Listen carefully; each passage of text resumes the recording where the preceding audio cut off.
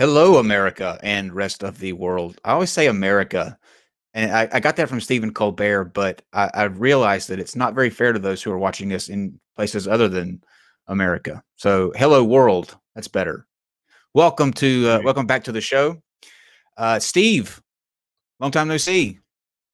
Yeah, well, you just said that we were just nationalists at this point, so that's okay. That's true. Forget the rest of the world. We're just Americans. No, we try to be inclusionary. The rest of the world, Britain, we love you. Australians, yeah, but the rest of the world, we love Sorry, you. guys.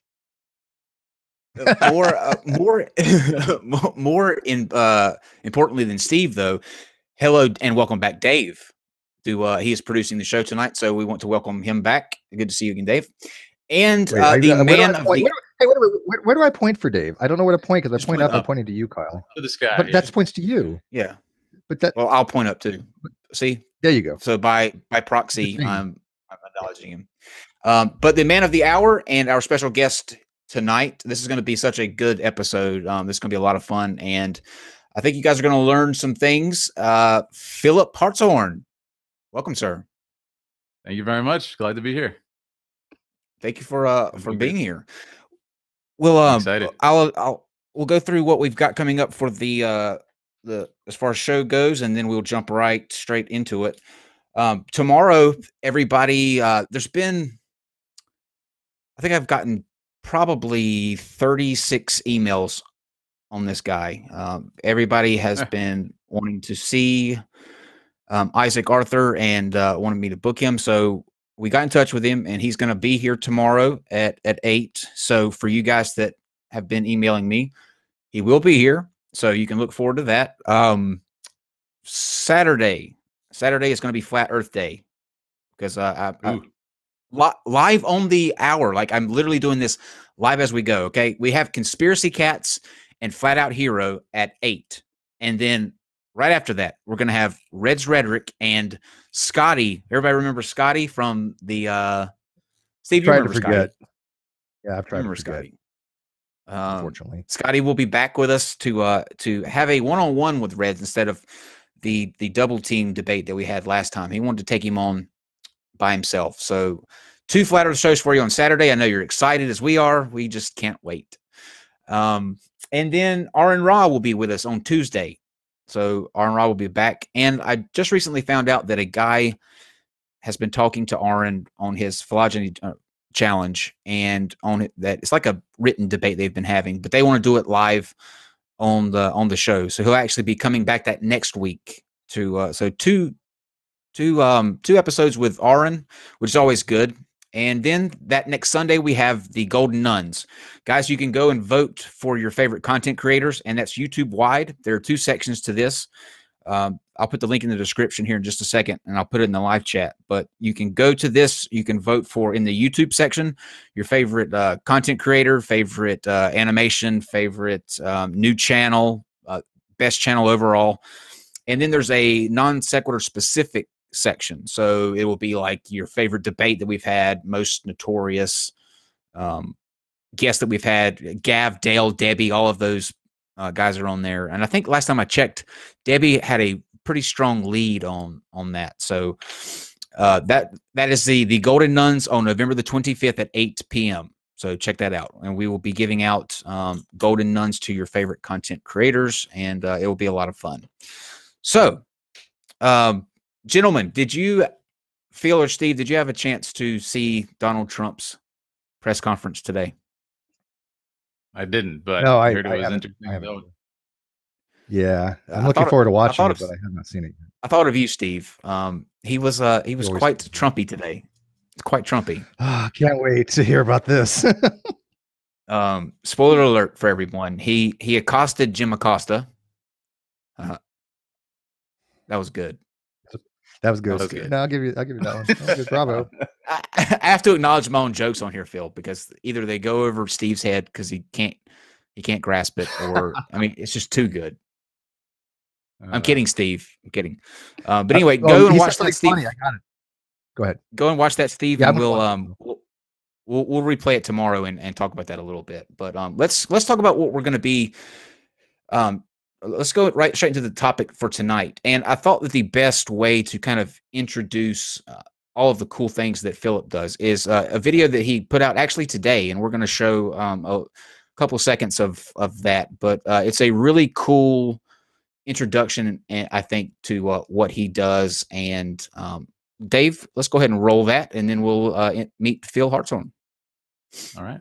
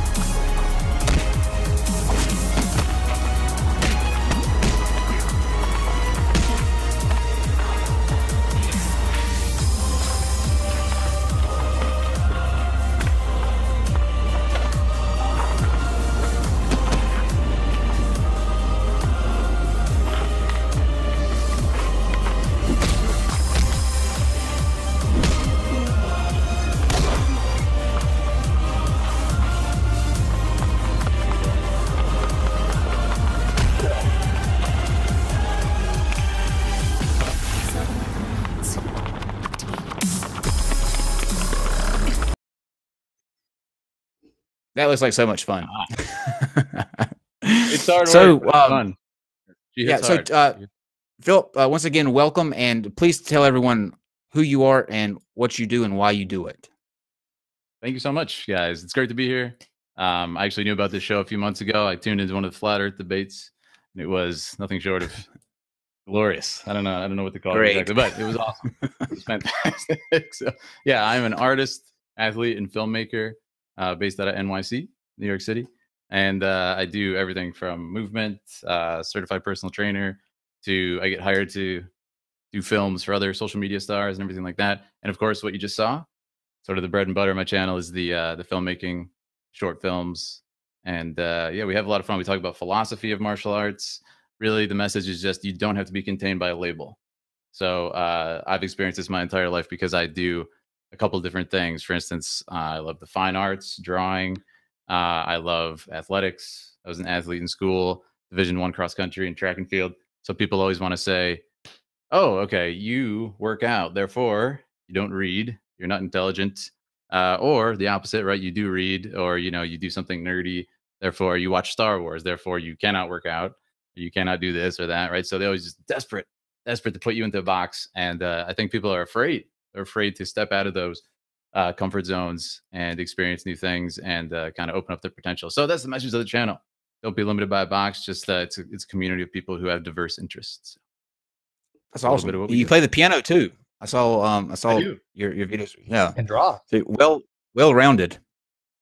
Thank you. What'd you say, Steve? And he draws. Oh yes, yeah.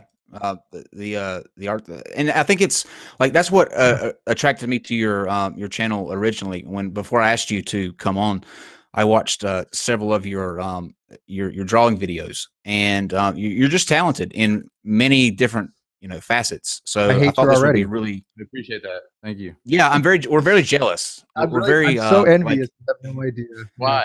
We talk to flat earthers, and you're out there with hot girls doing backflips off of concrete structures. So yeah, the jealousy is strong here. So you guys do a lot of good stuff. You guys do a lot of stuff. When you say philosophy of martial arts, Steve is a huge philosophy nerd and loves labels. He loves putting people into labels. So right, Steve? Arguendo going to go with that. Yeah. So what do you mean by philosophy of martial arts? What's the philosophy behind it? Well, there's a lot to it. And actually recently a good example was sort of what's the difference between a warrior and a weapon, right? I think a lot of you guys probably heard of, if you're not into that sort of thing, Conor McGregor versus Khabib. And a lot of crazy stuff went down after the fight.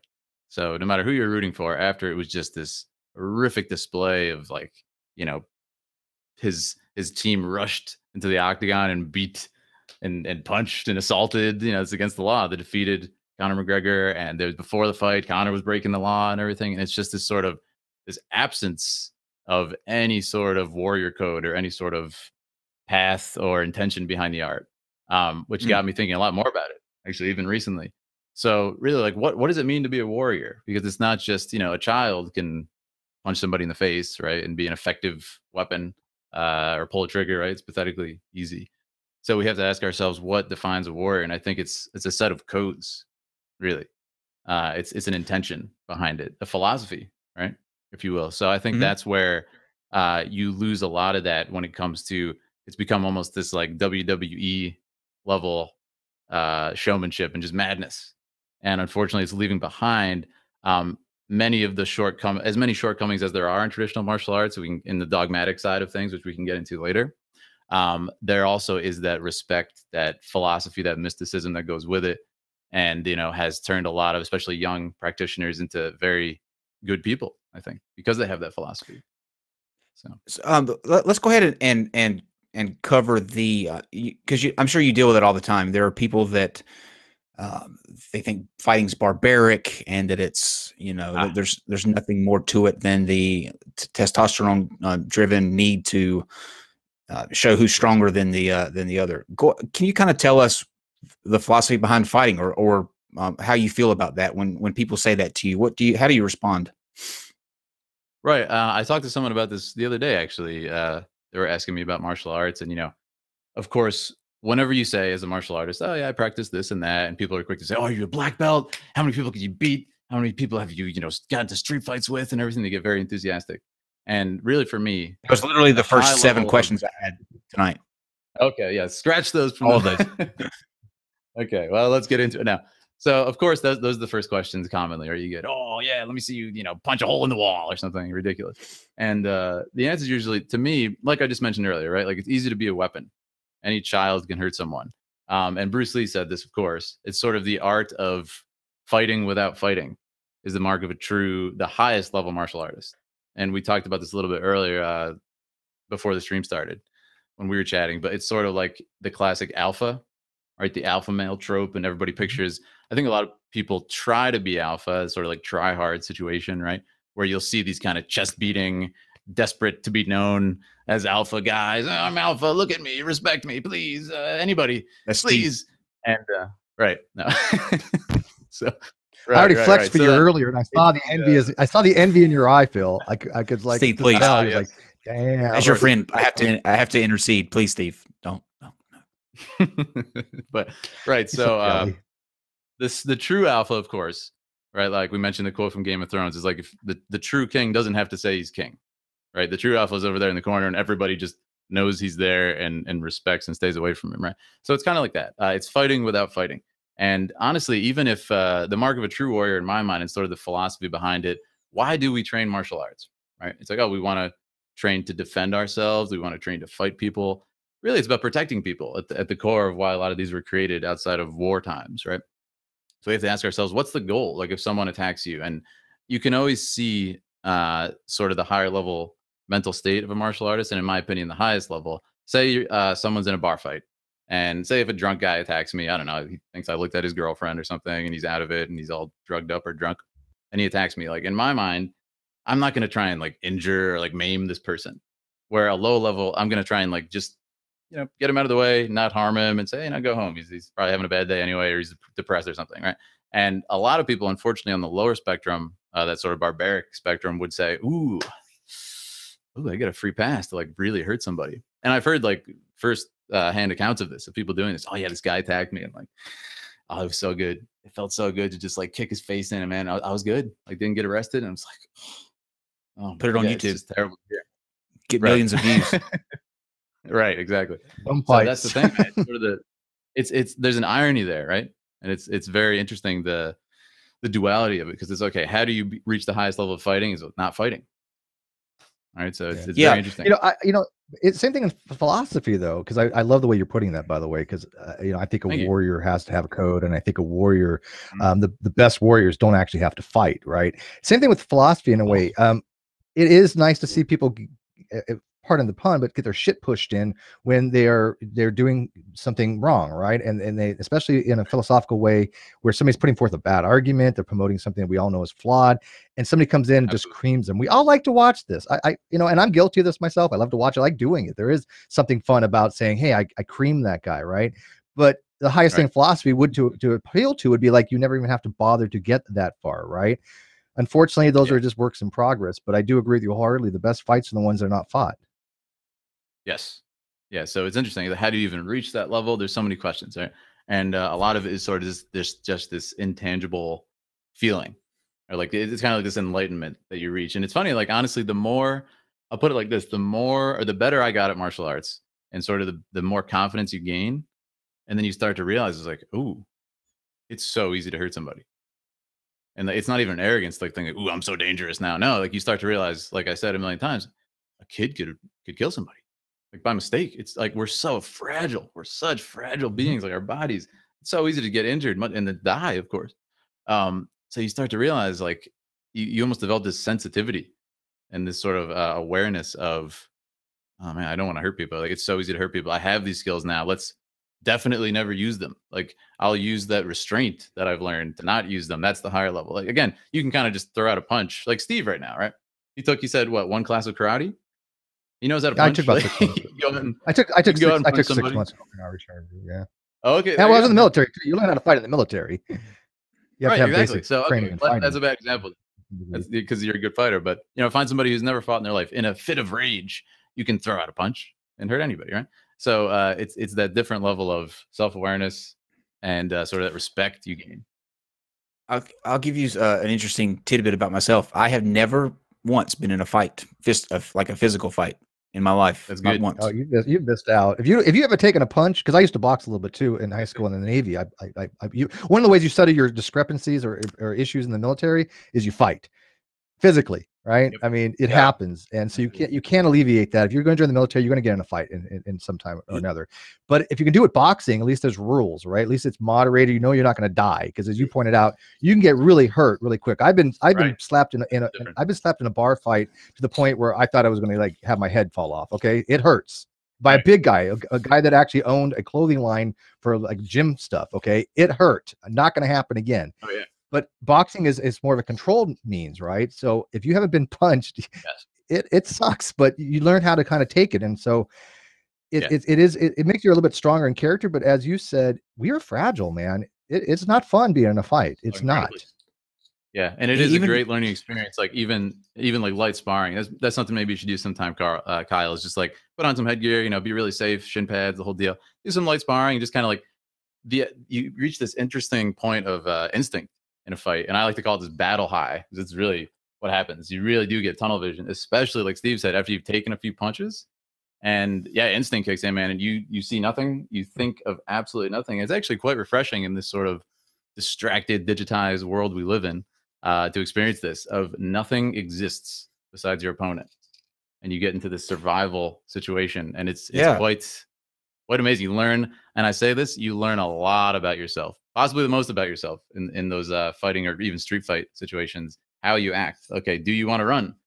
Do you shirk away from it? Or do you actually say no? Yes, let's do this. The first option, fight or flight. First option. There's no right option. There's no correct response. Even when I spent that year in prison, I saw fights every day, every single day. Like literally, you would see fights all around you, and I've never really been messed with, like, you know, and I've never had anybody angry enough with me to fight me like that. I'm just a laid back person. Like I don't rock people's boats, and I don't, you know, if whatever they want to do. So, you know, I've never just been in a situation where I needed to fight. What would happen if I had to? Now, probably I'd get my ass kicked, or I would run, like you said. I would take option one. And nothing wrong with that. A fight or flight. Sometimes you got to take the flight. I have no problem with that. Fight another day. What's the big deal, you know? Yeah. I got to ask though. I mean, because I'm a total pussy when it comes like when you're doing like choreography and you're doing like we did with Brittany, you know, you're obviously very well trained. There must have been a point where you have to override your instinct to do something, because you obviously didn't want to hurt her. I think she'd probably kick her ass in real life if she really wanted to, but it'd be a fun thing to actually see. But I think there is some training in I bet she does. She's a professional. I mean, she's a professional cheerleader, right? That's her. Well, no, thing. the funny thing is, I mean, quick side note, she's not trained in fighting. She's just insanely flexible because of the cheerleading and stuff. So she can just put her body in any position in existence. So I'm like, okay, do this, this, and that, and she does it. But she actually doesn't have that control. So she just kind of like. But you may not be. But that's even worse. You don't know what to expect. Yeah, no, it's great though. Like because like a lot of people are really afraid, and I love that Brittany she just does it, man. It's like so good. Yeah, she's a great person to film. That's awesome. Yeah, you're right. You do have to kind of turn that off. So yeah, there's a different, on your side to it. There, I know that you have some points that you wrote down that you kind of wanted to run through. Let's go ahead and tackle one of those and get into this a little bit deeper. Absolutely. Yeah, let's do it. Okay. So your first point that you had was what again? So we were wondering, as you thought about it, and then I saw your title, it actually got me thinking about something I thought about a while ago. And it's kind of like, what is creativity? Right? How do we describe it? How do we define creativity? It's actually a lot harder than some people would think on the philosophy side of things, right? Because it's like, what is creativity? Is it let's see if we can do it. Sort of a tangible. Yeah, exactly. And it's kind of like, I'll give you my definition, and Steve can. Okay, yeah, absolutely. When you say creativity, to me, I think it's the ability to create, to bring something from the that doesn't exist into the world in your own personal way. Like it's the ability to kind of spin a unique creation. Steve? Yeah, I mean, you have that ability. I don't. I mean, I'm not so much. I mean, I do in other fields. I have some creativity when it comes to like novel approaches to things, but I don't have the skill set that Kyle has. I think that is the hallmark of a genius, in my opinion. And Kyle's never going to let me live this down, but Kyle's a genius when it comes to that kind of stuff. God, I can't believe I just said that. Somebody shoot me. But that's a skill set that he has, right? I mean, I don't have that. And I've always maintained that true genius is innovation. My dad was an innovator. He had many patents. I wasn't blessed with that particular ability, except in a very myopic scope. And so, yeah, I agree with Kyle. Very good. You're a genius in philosophy. That's a great I'll admit that. So what do you think it is, get that Philip? What did put that on loop, please? They all heard it. They all heard it. When you were researching or you're looking into creativity, what did you kind of come up with, and what do you think creativity is? Well, that's the interesting part, because I think a lot of people, the first thought that a lot of us have, and you kind of mentioned this, is sort of bringing something to life, right? To be able to create. And the first thing that we usually think of is sort of this tangible, like what do we bring to life though? How do you define it? And that's the hard part. So is it a tangible thing that I can touch, that I could listen to, that I can watch, that I can experience in some way with the senses? But then it's like, what about ideas? Right? Like, what if you think of an idea, but then don't explain it to anyone? Does the idea exist? And there's all these questions. Like, creativity is a very strange thing. So then that's a deep question. It is. It becomes hard to find, I think.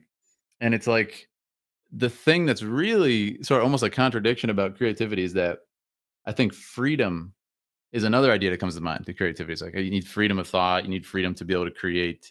You can't be too enclosed, right? You can't be too constrained. But here's the really strange thing, is that structure and creativity, like creativity can't exist without structure. It can't exist with, in fact, like rigid, immovable structure, if you think about it, right? Because, okay, even an idea, how do you express that? Well, language. Incredibly structured. You can't just blab out sounds from your mouth, right, to explain an idea. And then painting, right, a picture frame, it's incredibly limited structure to be able to express it. So people, of course, they come up with ways to express it, sciences to express it. It's like, hey, perspective, we'll figure out how to do that, from scratching on a cave wall as a caveman to Rembrandt. Like, we'll figure this stuff out. And then beyond that, you have other structures like Shakespeare, iambic pentameter. You have Homer, and there's these structured poems, right? And it becomes some of the greatest creative feats, I think, is from extreme structure. So this is when we get into martial arts, it's sort of a similar thing. And the debate of sort of dogmatic traditional versus the new age science. Are we adding things? Are we blending science into it? Like I said, biomechanics, there's a lot that can be gained from these things and exploring them. But for the same thing is, okay, in any movement pattern, if you're following it, it's not creative, really. You're just repeating the movements in almost like an alphabet way. Absolutely not creative. It's like you're just doing it. But then if you, by that same token, go, okay, I'm going to just absolutely not follow anything, like that itself is a structure, right? That itself is a rule. It's a hard rule. So it's kind of hard to define, like, hey, what is true creativity? Definitely. When you decide on a specific structure, like for example, if I want to write an iambic pentameter, I've decided that's the structure I want to do. I can be creative in that narrative. I can't write like Shakespeare, but I could be creative in that way once I have decided the initial rules to be which I'm going to be working with. Like you said, you have to work with linguistically. Once I've decided I'm going to be working with this particular language, then I could be creative in that, right? If I want to work with painting, then I have to obviously understand paints and canvases and something like that. So I think this goes to the whole principle behind like philosophy. When you have a subjective framework, you can then have things that are objective, and you can have creativity the same way. Creativity stems from the fact that you are starting with things that are subjective, but once you decide how that you want to go about that, the sky's the limit. Absolutely. So I mean, you have to have form, right? In order to like make shit up, you have to understand the basics, right? Yeah. Exactly. Well, it's like, and no one will be impressed for it. Otherwise, you have these, in my opinion, like garbage movements, like the Dada movement in art, which is like, here's a toilet. Excuse me. Here's a cross, upside down cross in urine. It's art. Yeah. Yeah, exactly. It's the Dada movement. It's absurd. Yeah, I mean, that's the point. Absurdist, but art has become so something that agree with that. It's just a mess. You can throw something together and put it up, and you can see these out in cities like in downtown Greensboro, where I'm from. They've literally taken it looks like they took like a bulldozer and scooped up a big pile of whatever was at the impound lot, just gears and twisted rebar, and it's just, and then they put it, rust and all, in the middle of the where the town the city hall is, and it's got like a placard that explains the person's name, but really it looks like just a bunch of scooped up shit and dumped in the thing, but they call it art. Like, this is something that's that is there's a reverence for it, because it's they took the time to take the rebar and form it just so. I mean, that's a very good point. Well, not everybody can be a Jackson Pollock, right? Right. I was just going to mention Jackson Pollock too, because you have these people who are, but the thing is, he was almost the first to do it. So then is everyone an imitator? And then there's somebody, but it's art, it's creativity, which you can't, it's opinion based to an extent. So that's the weird thing about it. Like, filmmaking, speaking of the fight scenes and everything, and each one's a gamble. You don't know what people, it's okay. They enjoyed something similar last time. Maybe they'll like this one. I don't know. Like, that was, I did a video with Brittany before, and it's my top performing video I've ever done. I think it's got like 1.4 million views on YouTube. Yeah, you're well, 1.5 million views it has. Yeah, it's like, let's do it again. Let's do something similar. Yeah, thank you.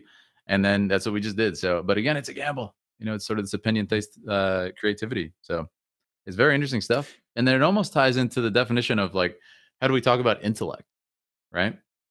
It's the ability to, what is it, like, perceive abstraction. Have you seen our show? Intellect never comes up. Yeah, we don't. We don't talk about it. Good stuff. But yeah, you know what I mean? It's like, it relates to that. It's like, okay, is IQ essentially related to creativity? And there's a lot of evidence that says, okay, it's not the only thing that matters, but people who tend to be open and be good at solving problems are able to sort of solve these creative problems in their head. How to express an idea. Is it on paper? Is it with language, like we said? Is it dactylic hexameter, like Homer? Like, whatever it is, whatever medium you want to choose. So it's very hard to define, I think, is the moral of the story.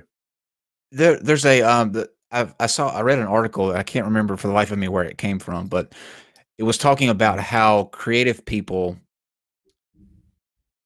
like, if you're super creative, you lack in areas like common sense or the ability to keep things neat and orderly. Like, creative people are notoriously messy, and they like the and I'm sure that doesn't apply to everyone. Like, you can find outliers, but for the most part, they were saying that it's and it's true. Like, it's for me anyway. I'm horribly messy, and like I might have a pile of stuff like or things laid out everywhere, but I know where everything is. You know, in my pile of chaos, I know exactly where it's a every system, little thing that I need. right? Like that's your system, your chaos. You know where to get stuff in 2 seconds. Someone else couldn't find it, but you know your system. Yeah. I just wonder why. I wonder sometimes where that connection is, like why that's the case. Why are all creative people messy like that? Like, why does that run? It's interesting. I've looked into the psychology of it. I've looked into the psychology of it too, and it's like you're absolutely right. It's not a small percentage. It's an incredibly large percentage. And if you think about it, there has to be this separation, because like for a creative person to even exist in the world, right, in the society, which is really the collective game that we've all been grandfathered into and agree to play, or society, like, okay, here's your points you can get. It's called money. That's how you survive. And you can do these different things and get money. It's so fun, you know? Right. So it's like it becomes strange to like define, and I can get into the public school system too, which is a whole other thing. And I think it's it's good at crushing creativity, right? But yeah, I think at the end of the day, people are trying to like to be a creative person, to get back to it. You have to have the separation from orderly, from industriousness, because at the same time, it's a gamble to be a creative person, is what I'm saying, right? To like make money in this society. It's like, what are the actual percentage of creative people you know about? It's incredibly low, because we think of, okay, let's think of popular musicians. Like you can name a few off the top of your head, I'm sure, or let's think of, you know, movie stars, right? And we think of these as oftentimes like, oh, that's how you make it big. You're creative. But how many people, you know, I can tell you myself, it's why I got into YouTube. How many like incredibly talented people, like some of the best opera singer I've ever heard, the best dancers, all these people go to auditions every day and fail. They never get a part. It's not even that they do all right. They just don't get a part, because there's so many people who are just as good or better, right? Or, you know, maybe they can sing and dance. So it's such a incredible gamble, I think, to be creative, that you have to have some lack of connection to like, okay, everything needs to be planned out.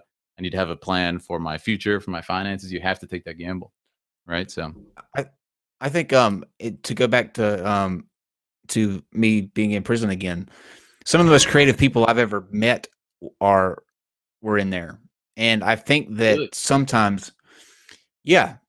And I mean, I was amazed. Like I was one of these people that you know, I was always like a goody two shoes growing up. I was super Christian, and right. I never got in trouble. So I always had in the back of my mind, you know, people who go to prison, they deserve it, and you know, there's all they want to do is commit crime and all this stuff. But when I went there, I learned that that's not the case, and even with like because of like even the food situation, this was where people just will blow your mind in there. But they're able to take everyday food items that we take for granted out here, you know, like chips and tortilla wraps, and create things that are outstanding. And the way that they, there was one guy that took a bunch of honey buns, and I know this sounds on a bigger level really small, but it was amazing to see. But they would take like honey buns and all of these like candies, chop them up and form them in a way to, they put it in the they put that dish in the microwave, would microwave it, and it would fluff up like a cake. It was just like a cake. I'm telling you, like no lie, it was just like a cake. Culinary masterpiece. But not only that, they would take the inside of like chip bags and cut them in a way to braid them together and create like picture frames for guys who would get pictures taken on Fridays. And these picture frames look like, you know, like metal picture frames, because it was the inside of the bag. It was that shiny like aluminum thing. But when you're in that situation, I think sometimes you can be forced, or you're put in a situation where your mind has to adapt, and that can unlock creativity as well. When you don't have the things that you have on the outside, you get in situations where you're forced to unlock that part of the brain that normally on the outside, maybe that's not the case, but in there, it taps into something that they're able to learn they didn't know about themselves. So I think environment would have a lot to do with it too. Yeah, and you're so right about the limiting, right? Like limitation is what really breeds true creativity, because again, back to Homer, dactylic hexameter, right? For those who don't know, it's just the number of syllables per line, or feet in the Greek, right? And in that situation, it's so limited. It's so limited, but it gives this beautiful structure to not only the creative process, but the poem itself. And it has the sing, and there's a lot of, you know, theories about how they would have actually sang it when it was, you know, passed on orally, but it's just so interesting. And the same thing with Yeah, I had Shakespeare, a right? Why friend is that could, Shakespeare so captivating, right? I had a Structure. friend who was well known in the community, the area. He could go to anybody's house at any house party. Doesn't matter what you had in the cupboard. Whatever you had, he could make a culinary dish out of. It was Frito chips. It Wow. doesn't matter. If it was ding dongs, it wouldn't matter. He was infamous for being able to make the most culinary type dishes out of the Wrong most kind of show, mundane, Steve. you know. Well, I mean, it goes by what you were saying, that, you know, it's in it. You have to work with what you have in the cupboard, right? And by the way, since you like opera, oh, I should have said Hostess Twinkies. Yeah. By the way, I am convinced one day that after the apocalypse, Hostess Twinkies will be the commodity that we use for trade and barter. It will no longer be like a normal fiat currency we have. It'll be Twinkies. Trust me. But if you like opera, I'm gonna have to send you something. Have you heard of an opera singer called Tarja? She sings for a group called Nightwish. If you like operetta, I'm gonna introduce you. Okay, the best operatic singer of all time. Yeah.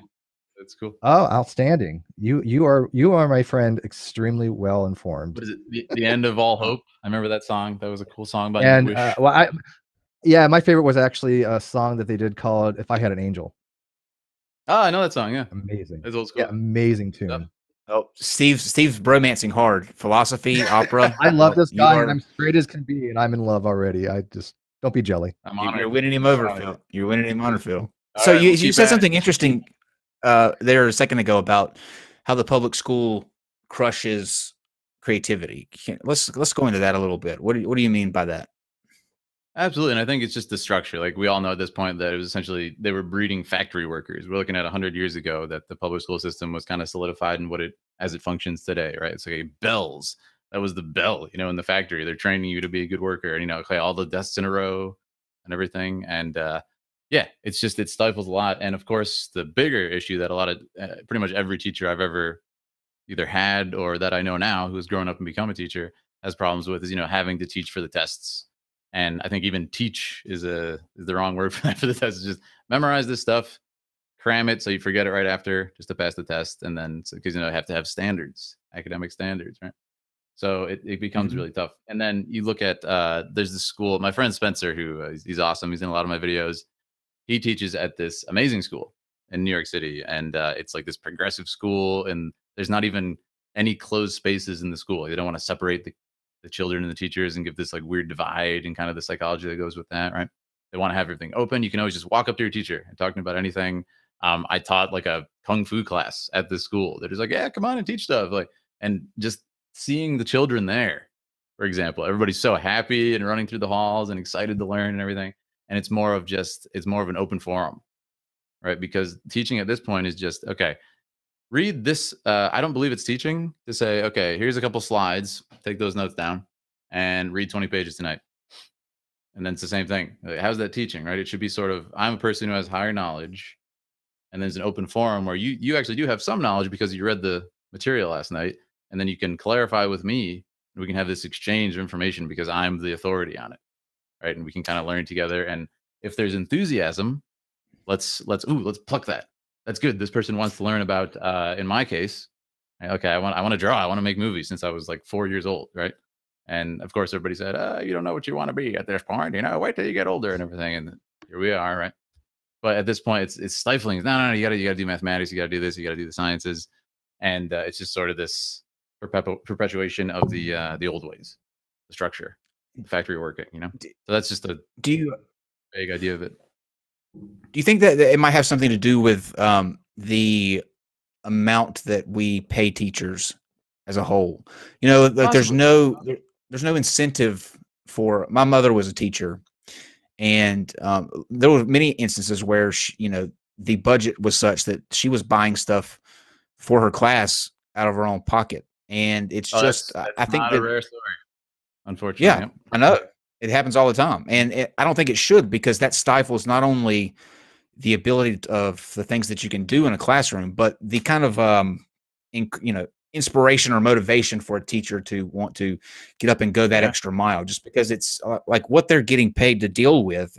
I mean, you think of kids nowadays, always probably going to be on their phone. They're constantly battling that sort of thing. It's more of a hassle than they want to deal with. So what you wind up getting is subpar teachers in a lot of cases because of that, or shortages. Absolutely. It's a war zone too. It encourages that. Dr. Chun, who was on this episode, not on this episode, but on the show before, just posted, and he told me also as well. And this is not private because he posted it. He had just been attacked by a student who actually stabbed him in the back of the head and drew blood. Who? Yeah. Dr. Chun. Dr. Chun. Yeah, the astrophysicist. Usually not good. Yeah. Yeah, he literally just posted earlier. He had told me before, and then he posted it because now it's public. But yeah, he got stabbed in the head by a student. He's like, screw this shit. I'm out of here.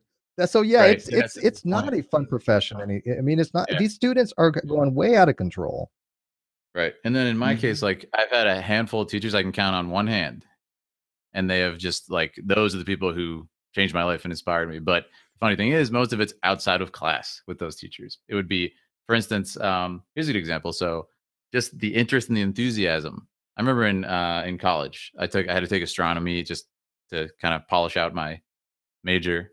And, it's nothing deep, just intro astronomy. But I remember just being so interested and so enthusiastic about, okay, let's talk about dark matter. Let's talk about space. Like, let's get into the deeper questions here, And then after class, I would stay like 30 minutes after a lot of classes, just talking to my professor and so excited to learn. And, we go back to class and it's just such a like low level, basic, fundamental understanding of everything. And nobody asks interesting questions. And I'm over here just chopping at the bit to ask the deep questions. Nobody wants to talk about them. So yeah, those teachers, I've had a few other ones too. After class, they're always, talking. A few students would meet up and we just talk about the deeper ideas. And that could be, classical studies or the art classes themselves, the filmmaking.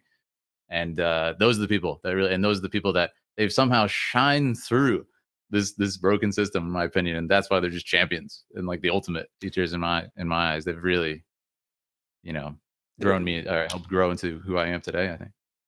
There's a lot of talk nowadays about having a kind of like a radical way to change how we do education, and that's online, like being able to a la carte your learning experience by signing up for classes based on what is tailored to you and what you're interested in, and doing it online. Do you think that that's something that could catch on, or is the physical, like you being physically in a place, school?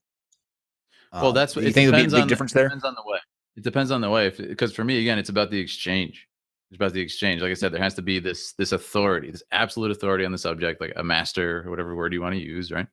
And there has to be an exchange between someone who has already taken it upon themselves to learn. But for me, that's the reading. I've read 5 books on this. Let's talk about it because I'm truly enthusiastic about it. You have to have this exchange. You can't just be, like I said, here's a couple slides. Well, that's not teaching. I can go on YouTube and watch a couple slides. I'm not actually learning anything on a deeper level, right? If I told you guys I watched 100 YouTube guys, this may sound familiar from some people who have come on this show, right? Guys, I've watched 100 YouTube videos on why the Earth is round. YouTube. Therefore, I can tell you, I'm an expert now. I'm actually a genius on this set now. It's ridiculous. And you would laugh at me. Right? So that's what a lot of public education is. It's hey, here's a slide. It's just there's a human telling you to look at this slide. Yeah, it's no different than YouTube. There's a lot of rote memorization. That's true. I think I think that.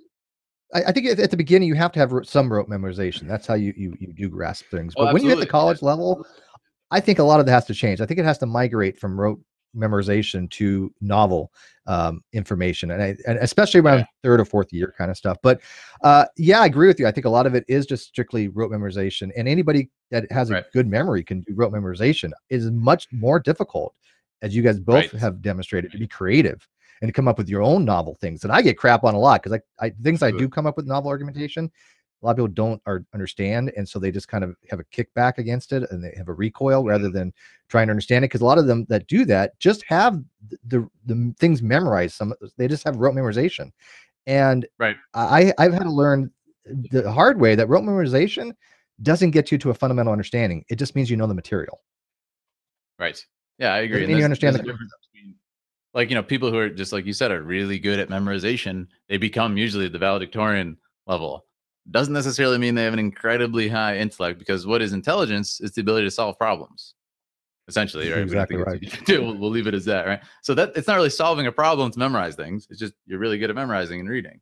So that's where there's the exchange. Like, and then you start throwing ideas and new ideas at them. They're like, well, wait a second, I didn't memorize this. What's going on? Yeah. Hello in the chat just said, you realize your show is on YouTube, right? And yes, we do. However, if you're out there quoting our show as a source for anything, then shame on you. You know what I mean? Don't. Yeah. That's our point. I say the same thing. It's like I'm not a master, guys. Everybody wants to call me, you know, master Sifu Phil or something. Like, don't ever do that. Like, I just want to encourage you guys to go train. Yes, I do have permission to teach from my master in martial arts, but hey, man, I'm just trying to encourage you guys. I'm not some absolute authority on the subject. Like, there are better sources. Yeah, we don't want to be responsible. You know, it's already bad enough for probably the stress-induced anxiety attacks that we cause, but that's enough for us. Don't quote us as a source. Whenever you hear something like Steve or Kyle have said on this particular topic as a support for your argument, yeah, you're pretty well going to be screwed. Yeah.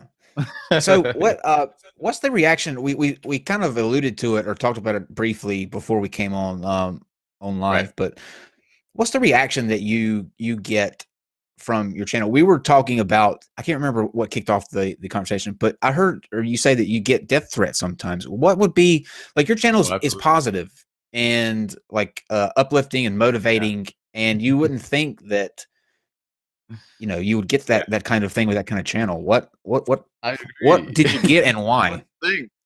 But yeah, so here's the thing, and I've kind of come to realize this over the past few years is, you know, the martial arts community, or at least, you know, some percentage of it, right, that is tangible on my channel or and others, is a very toxic community. But, you know, that's easy to say about anything, right? Let's look deeper into it. How is it actually toxic, and why is it toxic? So yeah, I get death threats all the time, and I think the reason is I've come to understand that there's a deep-seated insecurity when it comes to martial arts, especially for men. I think just based on instinct, right? Because if you think about it, let's go to the basics here. We're pretty much cavemen. I talk about this all the time when we talk about nutrition, right? Because it's very tied in. We're cavemen for the most part, physiologically, right? So when it comes to, you know, for especially a particularly insecure male to look at another male and to sort of acknowledge them as a good fighter, what are they actually saying? What does it actually mean on a deeper level? Well, it means they're strong enough to kill me and take my woman and my hut and my sticks and stones or whatever the heck cavemen worry about, right?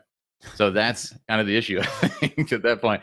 And again, you see these personalities come in. I don't know. It could be we'd have to research this on a large scale, right? It could be personality type based. I don't know. But you see these people just lose their minds for no reason. Like I said, I'm positive. You know, nobody's trying to even compete. And another theory I have could be that there's a lot of sort of fake masters on YouTube who are saying the exact opposite of what I just told you guys, right? It's like I am the authority. I could kill somebody in 2 seconds. You understand this? I could kill him so quick, and look at me, I'm so strong. Sort of the fake alpha we talked about earlier, right? And I think because there's so many of those people, it's almost a given that, and the fact that I'm not saying that, is like, guys, I'm not a master. I'm just, you know, having fun out here. If you guys can learn anything from this or be inspired to go train with a master, awesome.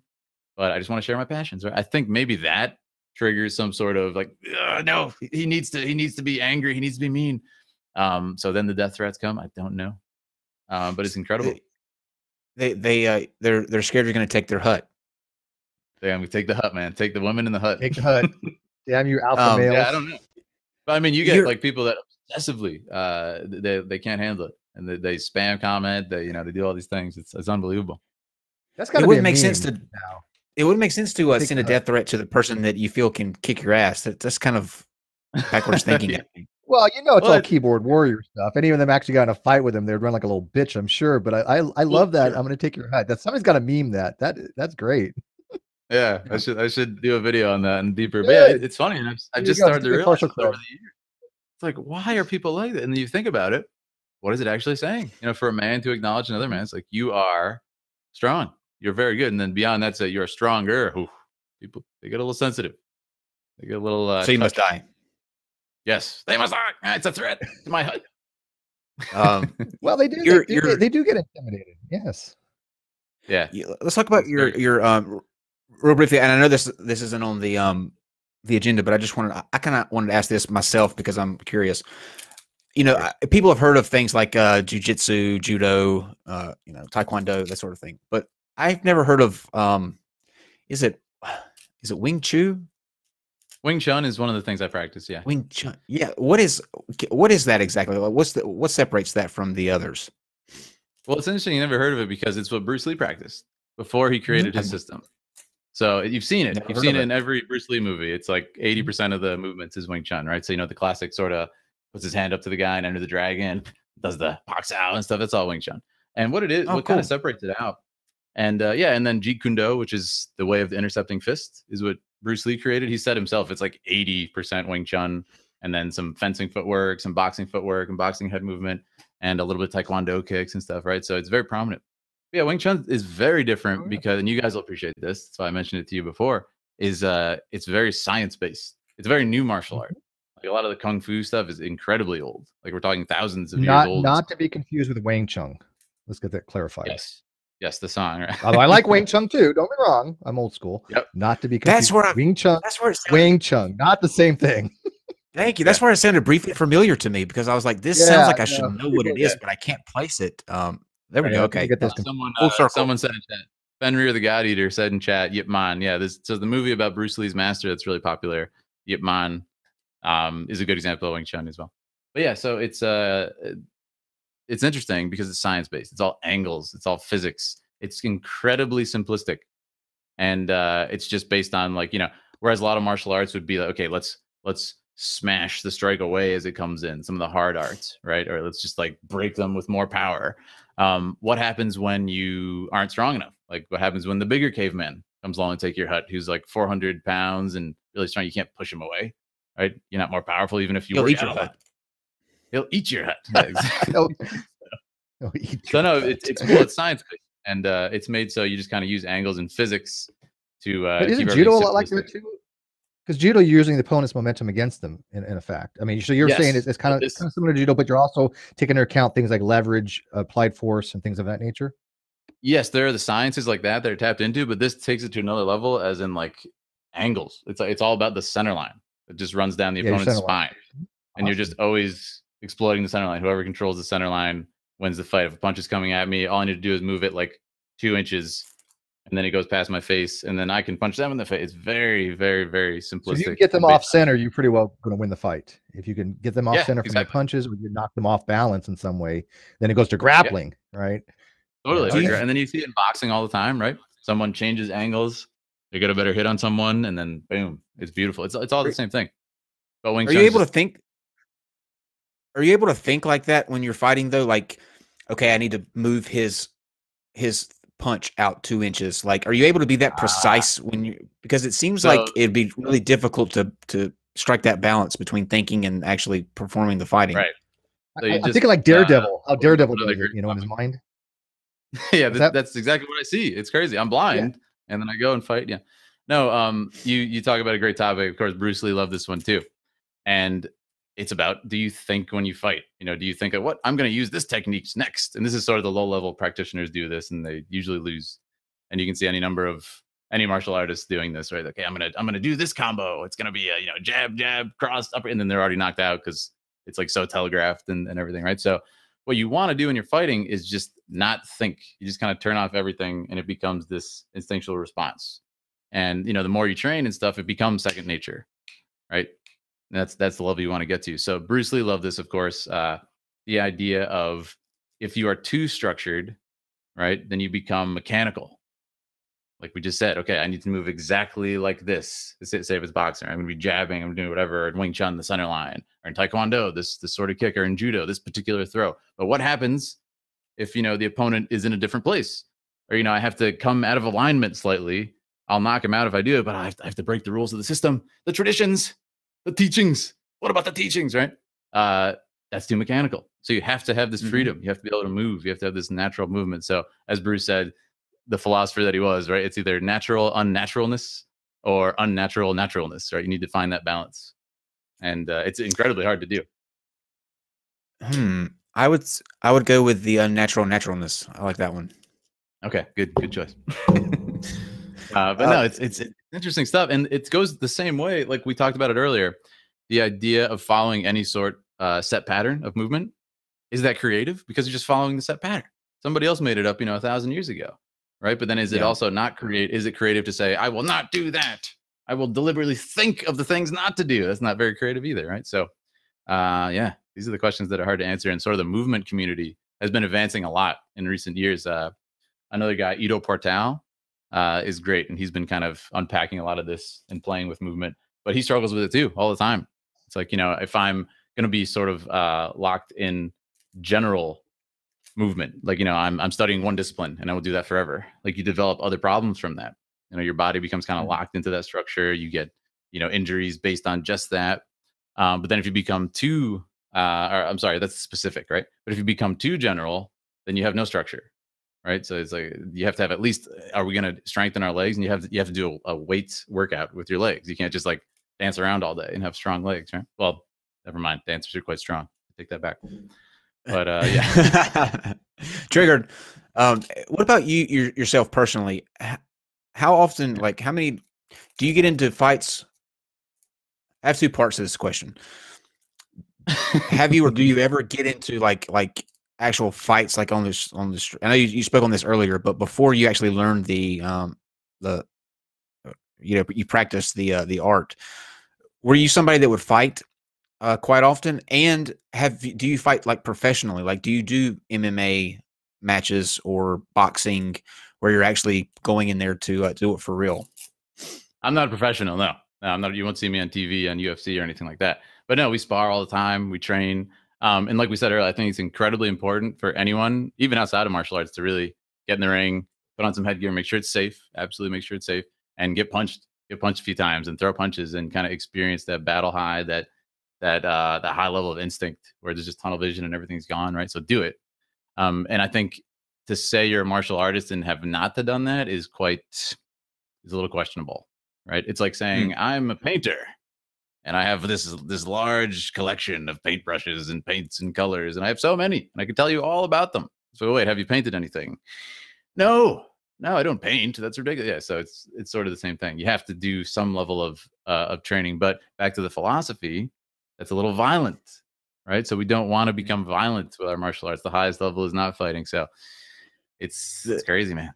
The thing is, though, that guy that never painted, that would be considered an art form. Like, he would be revered as someone because he's resisting the temptation of art. He's able to have the tools, but he doesn't have to get into the temptation. I'm going to bring this to philosophy a little bit even deeper if I can for a second, because you're talking about that, and I think I would probably relate this into what's called virtue epistemology and virtue ethics. And so I would probably say that, look, at the highest thing you can attend to try to reach, right, a true virtue would be having the ability to fight and fight when necessary, but trying to avoid it at all costs. This would be the same thing like honesty, right? We all try to reach being honest, but we don't want to be too honest, right? I mean, anybody who's ever had a wife or a girlfriend, if she asks you, hey, do I look fat in these pants? The answer is always no. It's an objective fact. Always no. There are times unless you mean PHAT, Steve. Yeah, there you go. But we're not going to get into like the roast beef stuff, are we? Because that let's not go there. Inside joke. Definitely not. Good. But yeah, I think that there's a happy middle ground between two vices. Like, if you don't want to be dishonest and you don't want to be brute honest, you want to just be honest. And I think the same thing with martial arts. You have the ability to know how to do stuff, but you want to try to avoid it. But when you are pushed to shove, you do what you got to do. And I think that by that motto, you're reaching the highest epistemic limit you can try to obtain, or the highest virtue you can try to obtain. And I don't see a problem with that. So I don't think you should always have to avoid fighting. I think there's times where you need to fight. And I think it's the honorable thing to do. I think that's the respectful. And it's kind of like I hinted at earlier, right? It's like there are times when you have to fight and you want to, as someone who's mastered movement and has complete control, you should be able to create the best gross scenario, best gross outcome, the least injury, the least death, whatever that is. or maybe it's sadly the only thing is you can do is protect your family, and maybe someone else has to be hurt or killed, right? But we don't want to go there. It's like the worst case scenario. But yeah, absolutely. But it's kind of like the question of altruism, right? It's like, can you actually ever be altruistic because it feels good to be altruistic, so you're doing it selfishly? It's the question. Like that's a brilliant way of putting it as well. That's been a long-standing philosophical issue, yeah, right? there you go. Right? Is it even possible? So when is the right time to fight? When is the right time to fight? I would say not only when you have no choice, but when sort of what you stand for. I mentioned earlier the codes. You have to have a set of codes if you really want to be a warrior. It's necessary. Otherwise, you're just an object. You're a weapon, right? You're a trigger finger. You're a bludgeon, whatever it is, a sword, right? So you have to have your set of codes. And if your identity comes into question, right, what you stand for, your codes, and that could just be protecting ones you love. It could be standing for an idea. Right? We talked about ideas earlier. How to define them. Maybe I think that's it. That's when you have to fight. When your codes come into question, when your codes call you to action. And we can look at, someone who actually has a list of codes like Musashi, one of my just heroes, absolutely Musashi. Or we can look at, Heracles, all the other great heroes, Achilles. They don't necessarily have list of codes, but just like us, just like what we just said, there is a time when they fight. And there's a time when they kill. Right? And they're still heroes. So it's hard to define, but isn't every debate a type of fight? Yeah. Yeah. If you want to get into it deeper like that, is there a time? And it's the classic question of, do we want to argue? There's a time and a place for arguing, things that can tear families apart and stuff. Oh, on this show. See, to me, every discussion in a way is a type of a fight. Every argumentation is a type of fight. I mean, you're fighting for your position. You're persuading somebody, or you're persuading an audience, right? Absolutely. And so when you have a debate, it's like two people that are warriors stepping into the ring, and you can either have a civil debate, you can have a no holds barred type discussion or debate, and then or you can just go in for the kill. That kill shot. We've all had instances where we just obliterated the opponent or watch people get obliterated. I think it's the question is like, what does it mean to fight? What does it mean to fight? Because if you go into a job interview, you're fighting for a position with like a bunch of other people you don't even meet, right? Or so I think, when we come, it's such a vague definition, of course. Like you fight all the time in life. Like you fight for a better job. You fight to just support your family every single day. You fight to get out of bed and be motivated, right? We all have our battles. Specifically, right.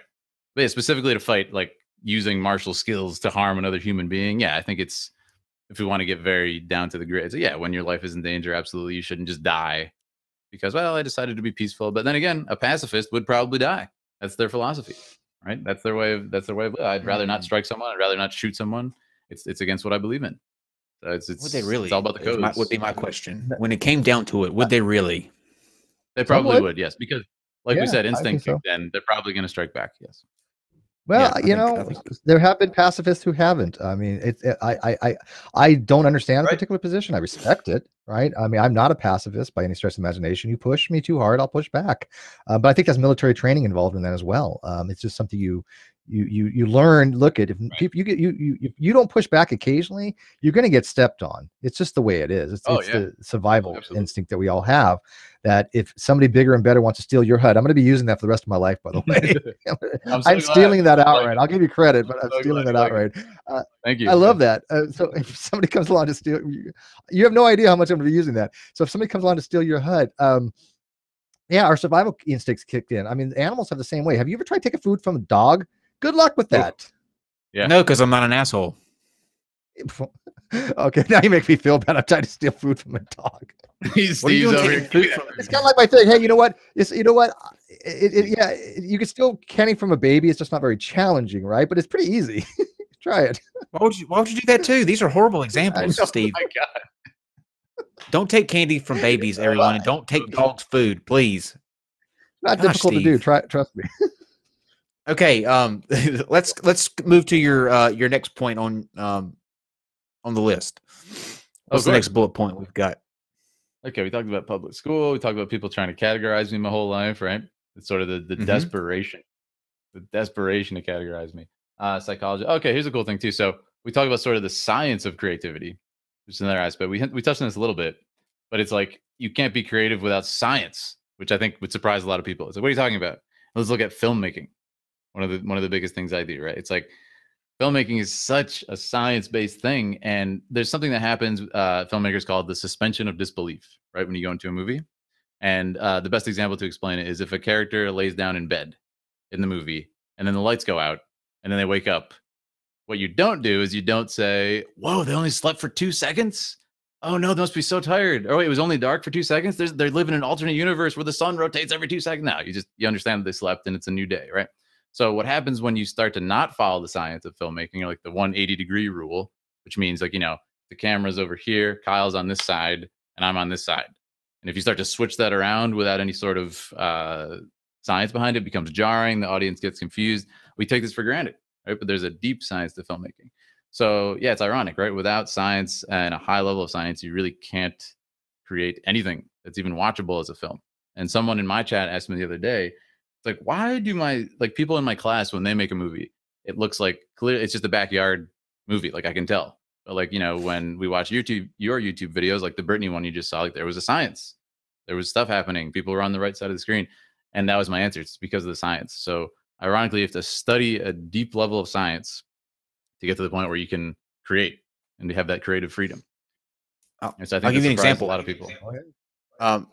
Or one that applies to sort of to me. When I was a chef, I read this study. I would get like these articles that would come from like the food companies that we would get orders from, or we would contract equipment from, or whatever. And in it, they talked about the psychology or how visuals can impact what people taste and what they're willing to spend on it. So what they did was they took a dish and it had the same ingredients into each dish, or each part of the dish, the same amount, the same in terms of portions, the same amounts.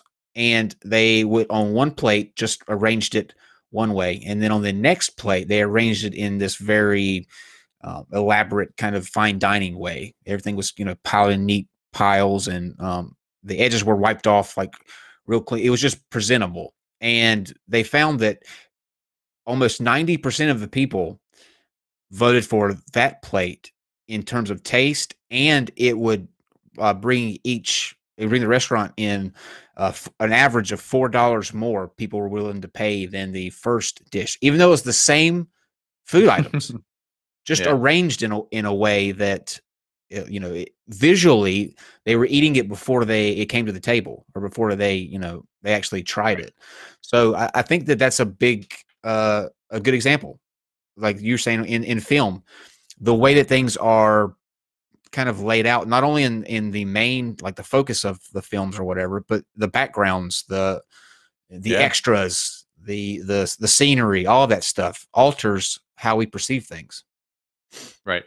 And like I said, we take it for granted. And by the way, because it just goes. I mean, have you ever baked, Phil? Are you a baker? I'm not a baker. I have baked, but I couldn't call myself a baker. Would you think that the best bakers understand the science and the chemistry that goes into baking? Oh, absolutely. Yeah. Yeah. I mean, you can't bake if you don't understand the chemistry. I've tried. I suck at it. Good, and I understand some of the chemistry of it, modicum, but it's hard. Right. Baking is it's a skill, and a skill different than cooking too, because it's precise measurements, right? It's a science. And then I think it's a science, right? Absolutely, and that's to bring it back to the martial arts too. It's the same exact thing. And back to the question of creativity in martial arts, in drawing and everything. It's okay, to be able to have creative freedom in martial arts and fighting, you have to learn system.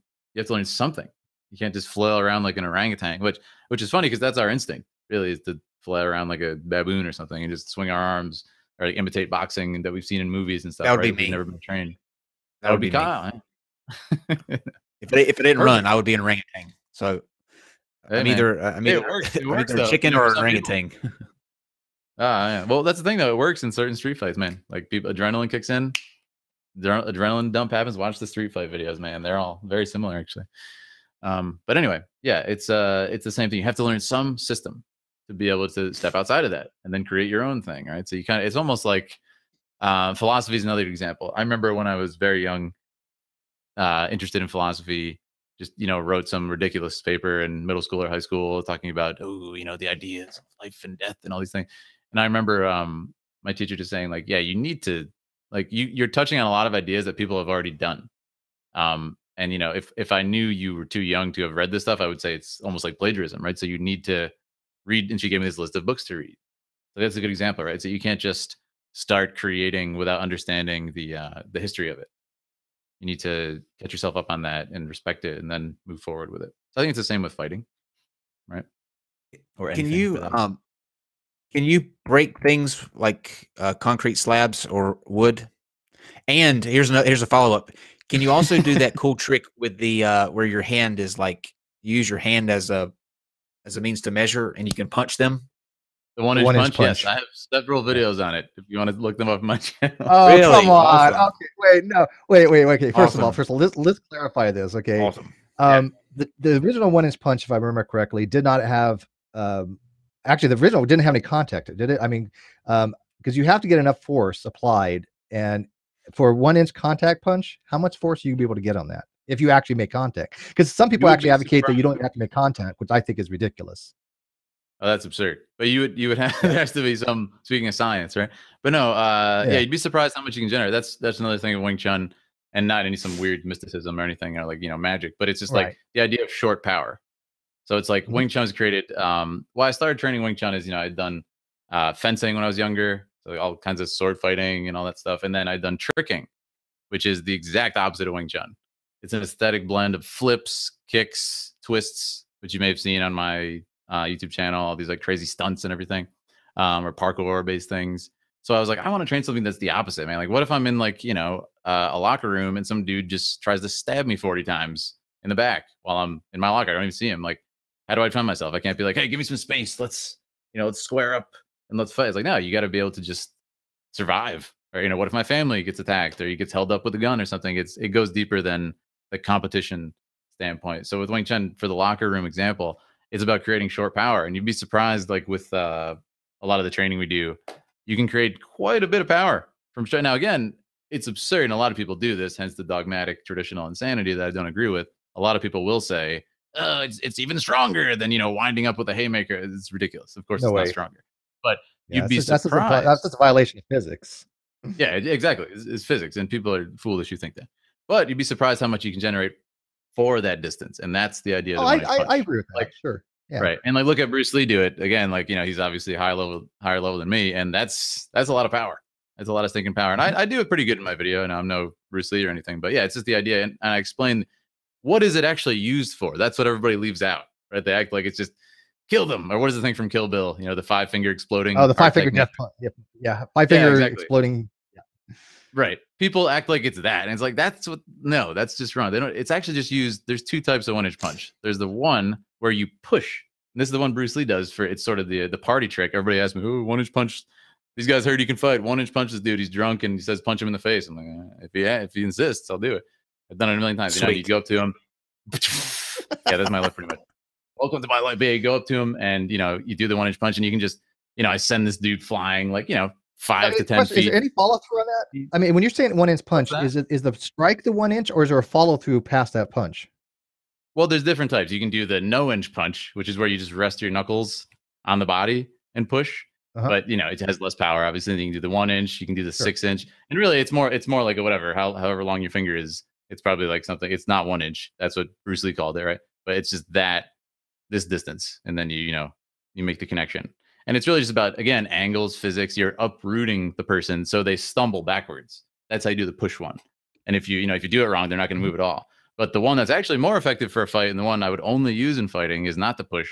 It's the 1-inch punch that it's a release, right? And like the science behind this, you guys will appreciate, is I believe it only takes 12 pounds of pressure to break a nose. Okay, that is very little. I think we can all agree, right? Yeah. From a physics standpoint, that's very little. And yeah, I've had my nose broken numerous times. It's in like easy training exercises. It's incredibly easy. So that's where you can do some damage. If you're in a locker room and some dude's trying to stab you and you have this much space to just, you know, strike him like that, you can absolutely break his nose, and at least enough to stagger him, maybe. And you know, again, bare knuckle. We're not in a competition standpoint. If you've ever been slapped in the face, yeah, it stuns you guys. And this is why I recommend everybody get in the ring and actually fight a little bit. You start to realize how fragile we are. You know, if you were to do that, maybe just enough to stun the guy so you can run so he doesn't shoot you or get his nut or tell his friend to shoot you. You know, this is real life. So anyway, that's sort of the science. Yeah, But yeah, no, one you inch know what's punch, funny is I would never use it like Is this. it true in a fight? It's just short power. Is it true that you can punch somebody in the nose so that you somehow it splinters off? There's this thing that you can like punch somebody like upward send the like this in the septum into the nose, brain. and it Yeah, is that true? Oh, you that you I you do believe that's you send true. the That takes a septum lot more in, power yeah. though, because just the break is to just separate the cartilage from the nasal bone. But to do that, you'd have to like send shards of bone or cartilage up into the brain, which that's not 12 pounds. I'll tell you that much. It's probably more like, you know, Yeah, and hundreds that's or usually deadly thousands, quite force honestly. too, by the way. But I showed you guys, I showed you before we went Yeah. on air that, you know, I have a boxer's break, which is a pretty common break because it doesn't take much to break Right. that particular knuckle. My knuckle is shoved about an inch back and it's never healed. I mean, it healed, but it never went normal. And this was 30 years ago. Right. So, I mean, it doesn't take much to actually break it. It hurt. It swells up and it hurts. But, you know, when you're talking about the how much little pressure it takes, you know, in other forms of martial arts, isn't it really easy to throw somebody off center if they don't know how to maintain their balance? I mean, if you really want to knock somebody off their feet, it is not that difficult to do. Yeah, you It mentioned really isn't. judo, I mean, a and like, small I have person some can knock a big guy down. Yeah. Yeah, it's the same principles, right? Very easy. Yeah, like a judo hip toss or something. Like, yeah, it's designed to take you off balance, and it's all about balance. That's why we talked about the center line earlier. Like if you have someone just like in boxing, or you get an angle on someone, it's just you can push them right over, man, from the side, or like again that uprooting energy. It's just you can't even stand up. Like a good example is my martial arts teacher. Awesome. He's Sifu Russ Chun. He's 5'3". He's a lot shorter than me, and he somehow just destroys me and can like uproot me and push me down and stuff. It's just because his structure is really good. Right? It's not because he's strong. Like he's not. He looks like a guy. Hey, just a guy. He's not particularly threatening, but it's that perfect structure, man. That Wing Chun stuff he's got going on. It's so good. So yeah, science. Interesting, right? Now, can you break things like concrete slabs or wooden planks? That's those sort of things. I have, and now you always see them. Some, you know, rip a phone book in half. Can you rip a phone book in half? Well, that's another interesting example. Rip a phone book in half is pure science. Yeah, there's a trick. It's not. It's just science based. It's not like a strength thing. You just kind of correct. Yeah. I saw a friend who did it. And he was explaining it to me. But no, yeah, back when I think like 10 years ago when I started on sort of that stuff. I fell out of the loop. I think you have to work it back and forth until you create like a crease, and then it's just the momentum of it or something. Yeah, I saw him do it. It was 10 years ago. One of the tricks they actually do is you soak it in water, then you put it in the oven to dry it out. It causes it to be very brittle, and so you can literally just take the phone book and just rip it because it becomes very brittle, right? So it's a trick, obviously, but there is a way that they work it, like you said, and I'm not familiar with it too much, but there is a lot of science that goes into a lot of stuff when it's called plastic deformation, and plastic deformation is when you deform something beyond the breaking point.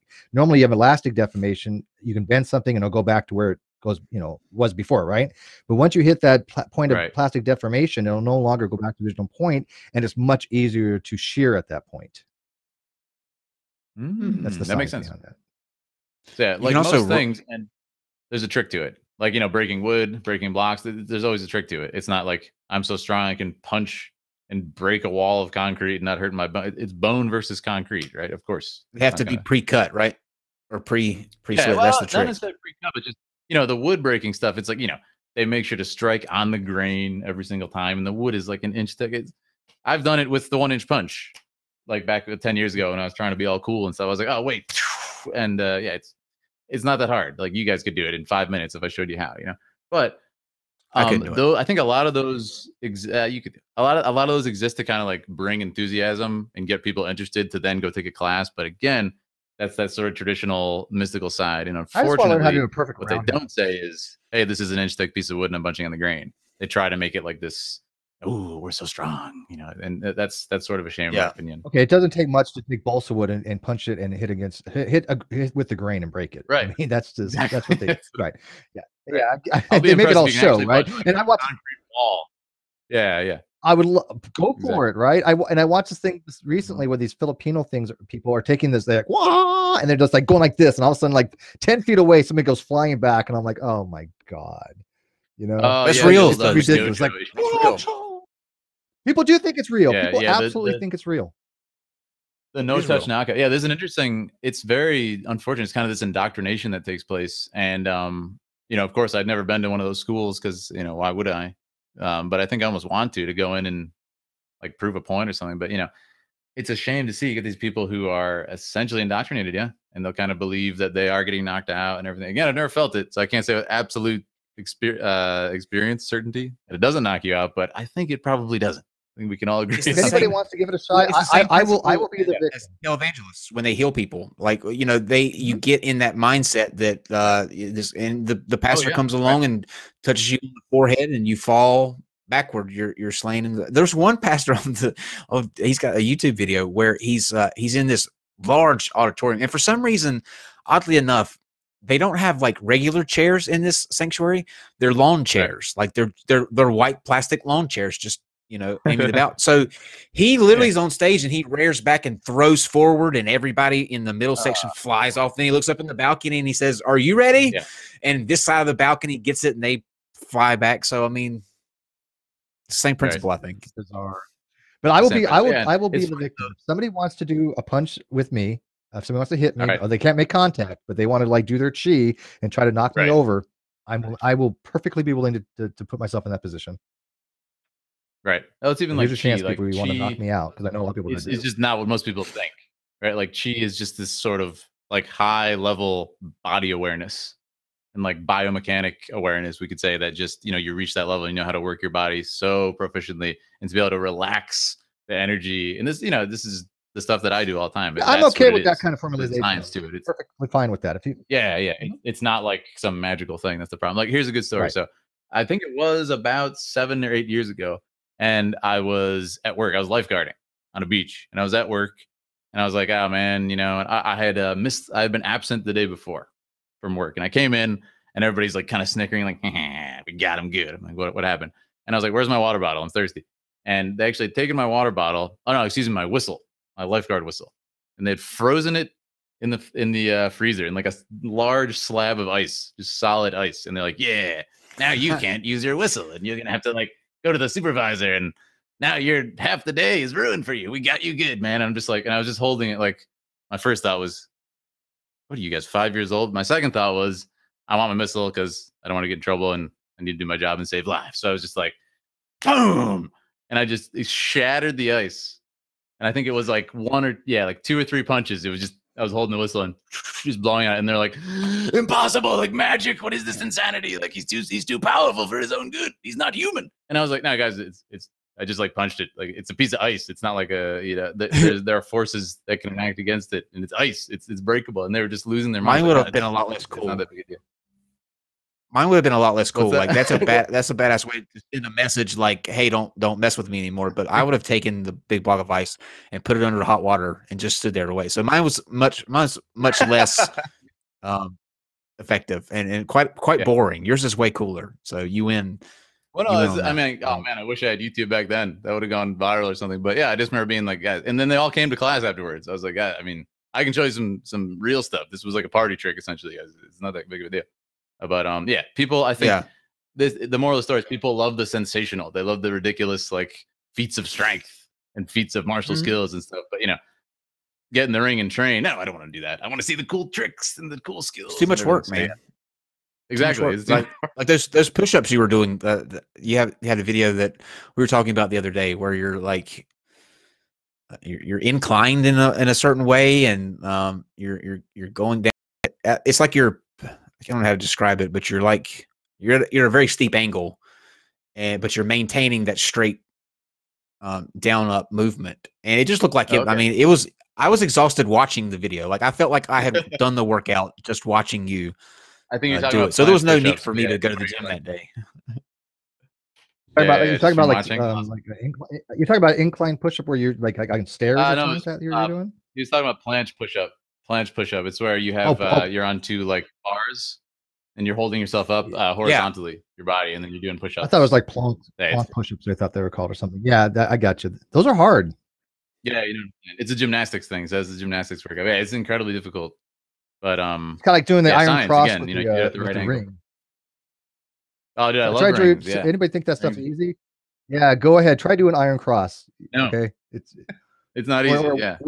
What's the position on a pommel horse where you're like this and you take your legs and they go straight like this? I mean, An L sit? People think that's easy. Yeah, an L sit. It's not hard. These positions. I mean, it's not Yeah, easy. these positions take strength. You know, and Yeah, core it does. strength. It A lot takes of a core lot. strength. When I had when I pledged a fraternity, one of the things we had to do, we did a lot of like physically this physical conditioning is what I'll call it. But wall sits were always the worst. Wall sits are the wall like sit, the absolute worst thing. Yes, I hated those.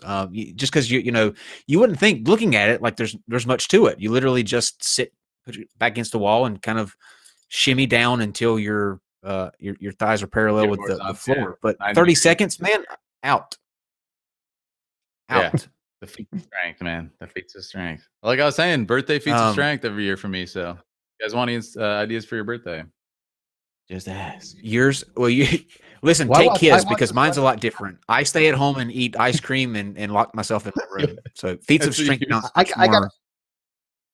got to ask you about a feat of strength that I've watched recently, because I don't know much about this thing, and I don't know how legitimate it was. The guy that wasn't really he was debunking it, but at the same time, the woman still had a lot of strength. What she did was she sat with her back against the wall, okay, like an L sit. She's sitting, you know, like just like your legs went like this, right? So she's sitting back against the wall. Yeah, and she puts these massive amount of weights on her. I mean, 1,000 pounds of weights on her. Yeah, it was a ridiculous amount.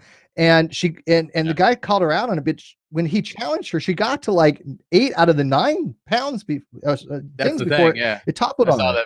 Right? And and these were real weights. These were not fake weights, right? I mean, he validated they were real weights because he called her out on this, and but he still said that she wasn't able to do it. And I'm thinking, she got 8 of them on her out of 9 in one run. Holy crap! How would somebody do that? Yeah, but it's like that adrenaline dump of like, wait, I've been found out. I guess I'll like sacrifice my body and actually do this now. I don't know.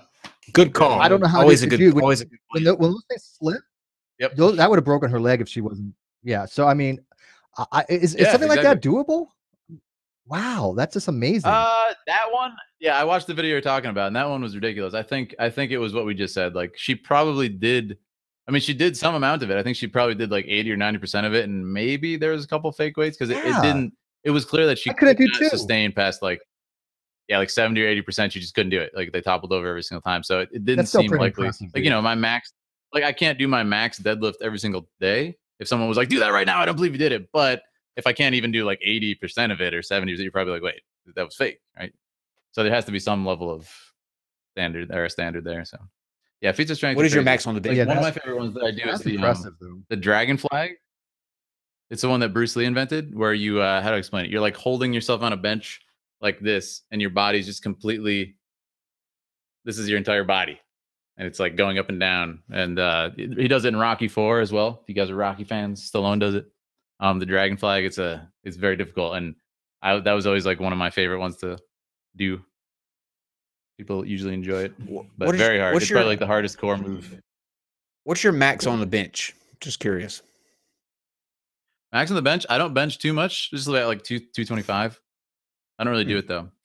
Like I said, I don't really, even with the fitness stuff, I don't go to traditional deadlift. I've done a little bit more of, but yeah, I don't get too much into it. There was a bit where I almost got into like physique or like figure competition, but then I kind of learned the horrible truth of bodybuilding and bikini competition and all that stuff from being backstage and photographing some of it for my film jobs and everything.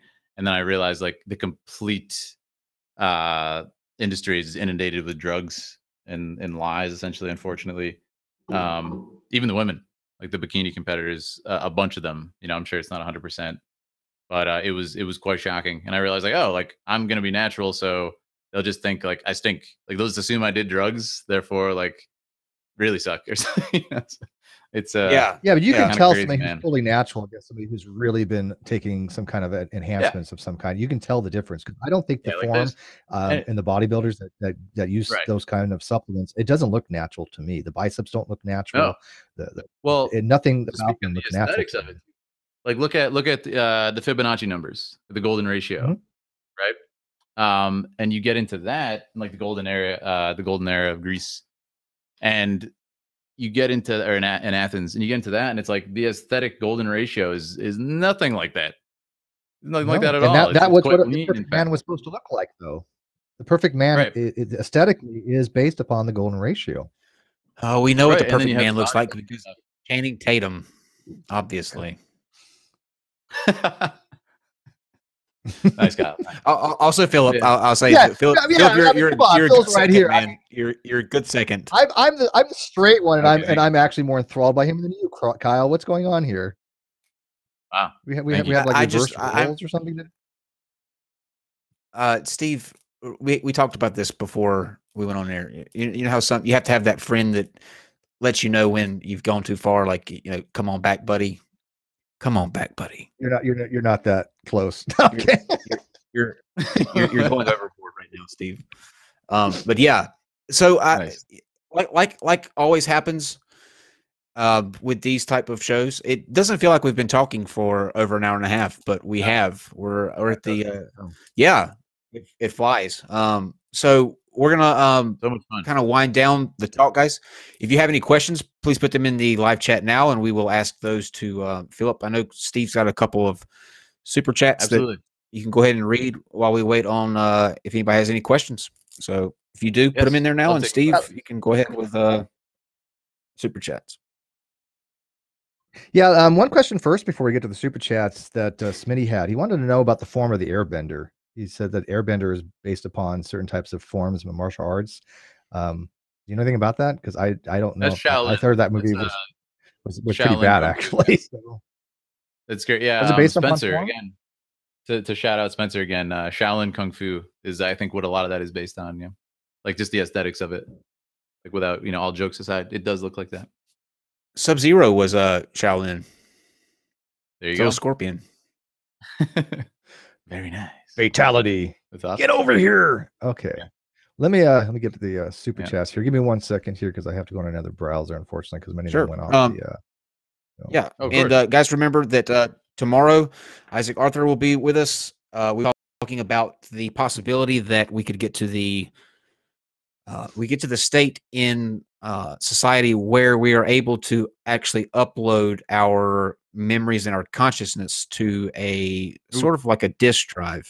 There's a lot of talk about, because of the way that the brain works and it's mapped in electrical currents and how it fires with they think that they're able to replicate that. So essentially you can download your brain into a way that when you got tired of your body, or your body got old or whatever, you just upload it into another form. So we're talking about how that would work. Would you do that, Philip? Or do you like the life is it's a... Well, the problem is this for me. We talked about limitations earlier. We talked about structure, breeding creativity, right? For me, the ultimate structure is mortality, is death, right? It's the thing that drives me every day to be creative. I think for a lot of people, it's what drives them to know that they existed, or for others to know that they existed, is to create, is to leave some mark. And that could be your family legacy, right? To have a child. It could be, to be a good person, to be good in the community, to be good. And, a lot of people go to religion, right, for purpose.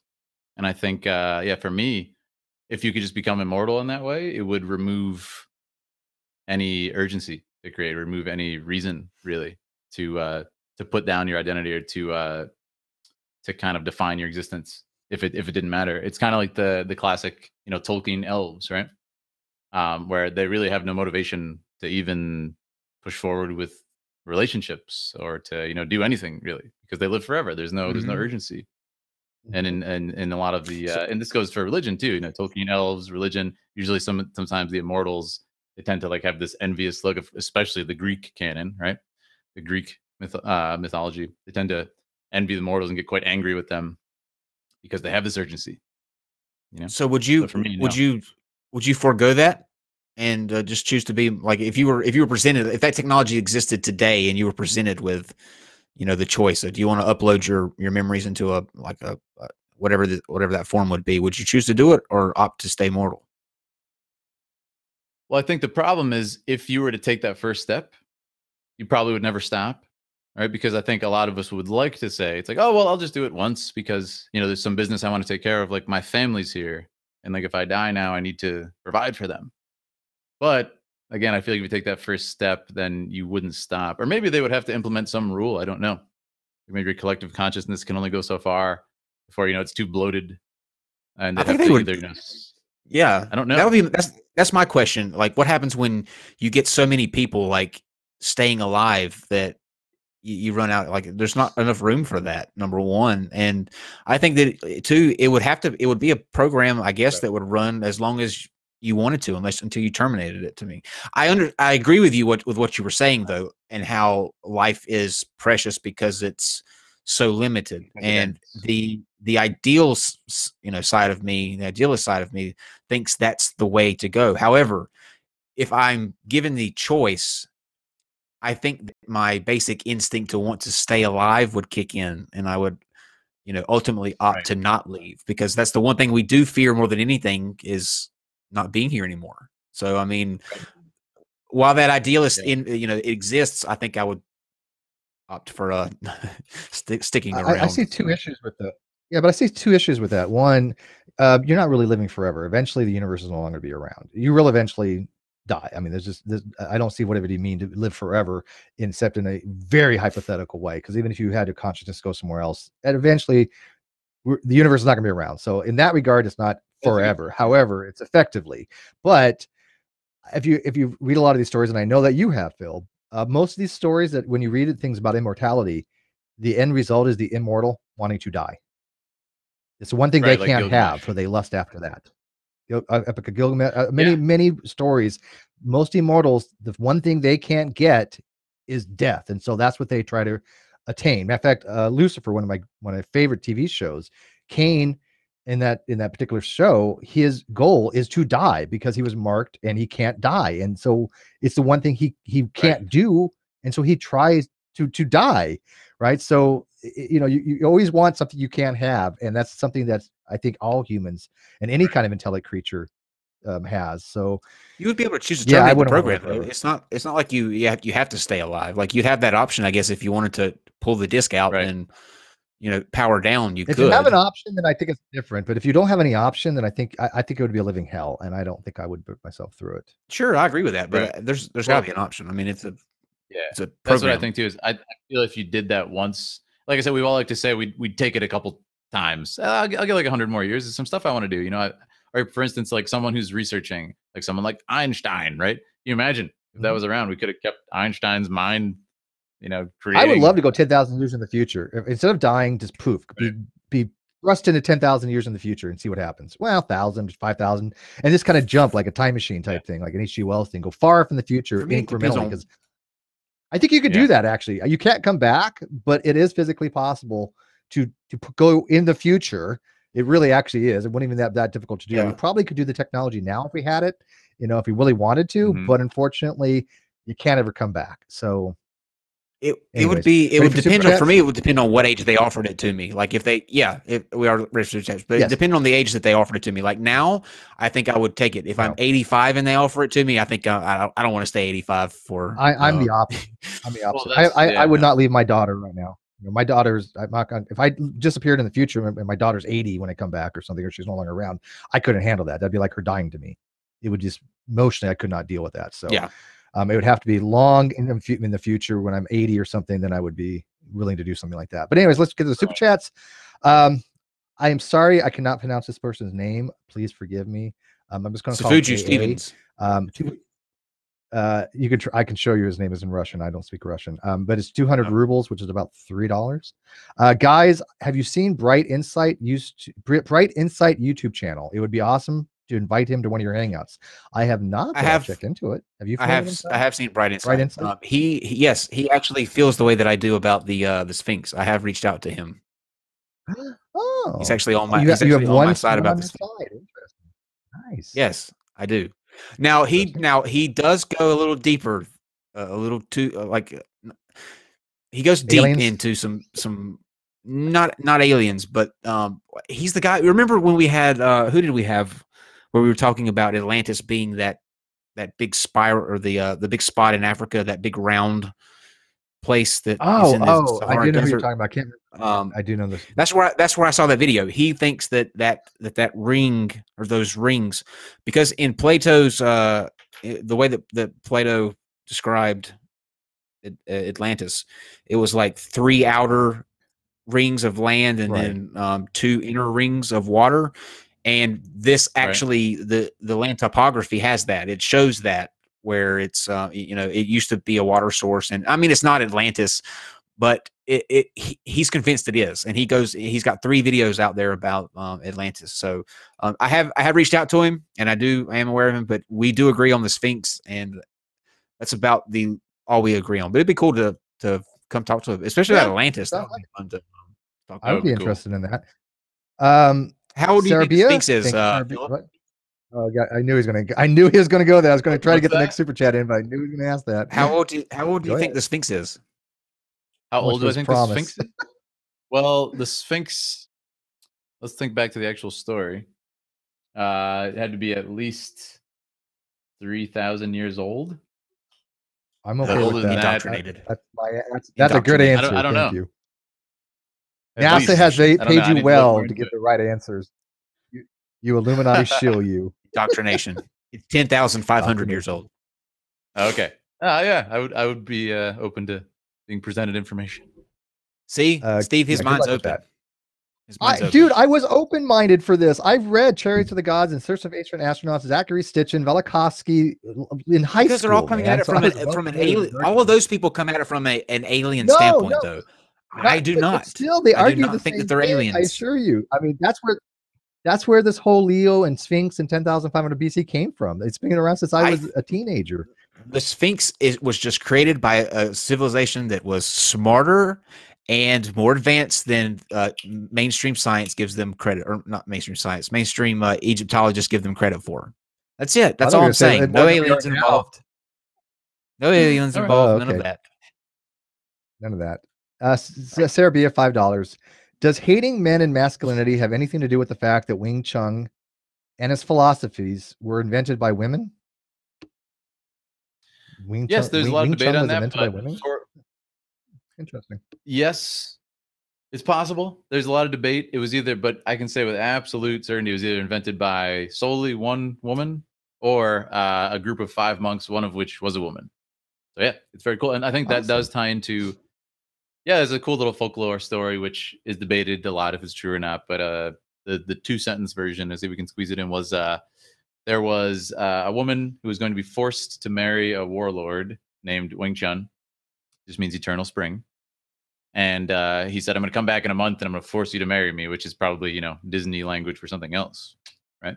But Wing, this nun named Ying Wei taught Wing Chun the system she'd been, figuring out and creating.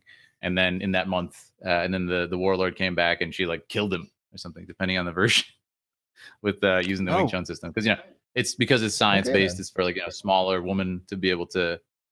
It's disturbing. Wing Chun is very brutal. It's throat, eyes. It's not pretty stuff. So yeah. But the other version, we give the credit to the wrong person, though. Credit to the wrong person. Then we should have named it after the nun, right?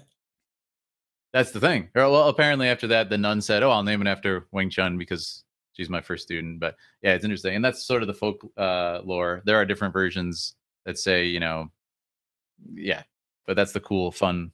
Did it really start off like Muay Thai or Krav Maga? I mean, in that style, because Krav Maga is a very, very. It's not meant to render somebody incapacitated. Krav Maga, you're going to kill somebody or severely maim them. Is that how Wing Chun originally started off? It's military, yeah. Wing Chun's the same exact way. It's tactical and it's to I did not know that. Destroy someone's body. Yeah, to destroy someone's body. I had no idea about that. Yeah. There's no Wing Chun's pretty much in its truest form is picture a mad dog just coming at you and maiming you and trying to tear you to shreds. You could be stabbing it, you could be shooting it. It's just gonna still try and kill you. That's pretty much Wing Chun.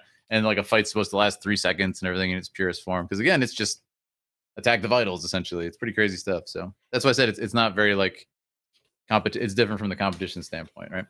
It's for that someone's trying to stab you in an alley. And Ikinu 5, $3. Just because I like your show, go non-sec. Thank you, Ikinu. And That's Kidu, you with I too, have- man. We like you too. Love the his mesh. channel. If you guys have not seen his channel, go check it out. He has some funny ass freaking videos, man.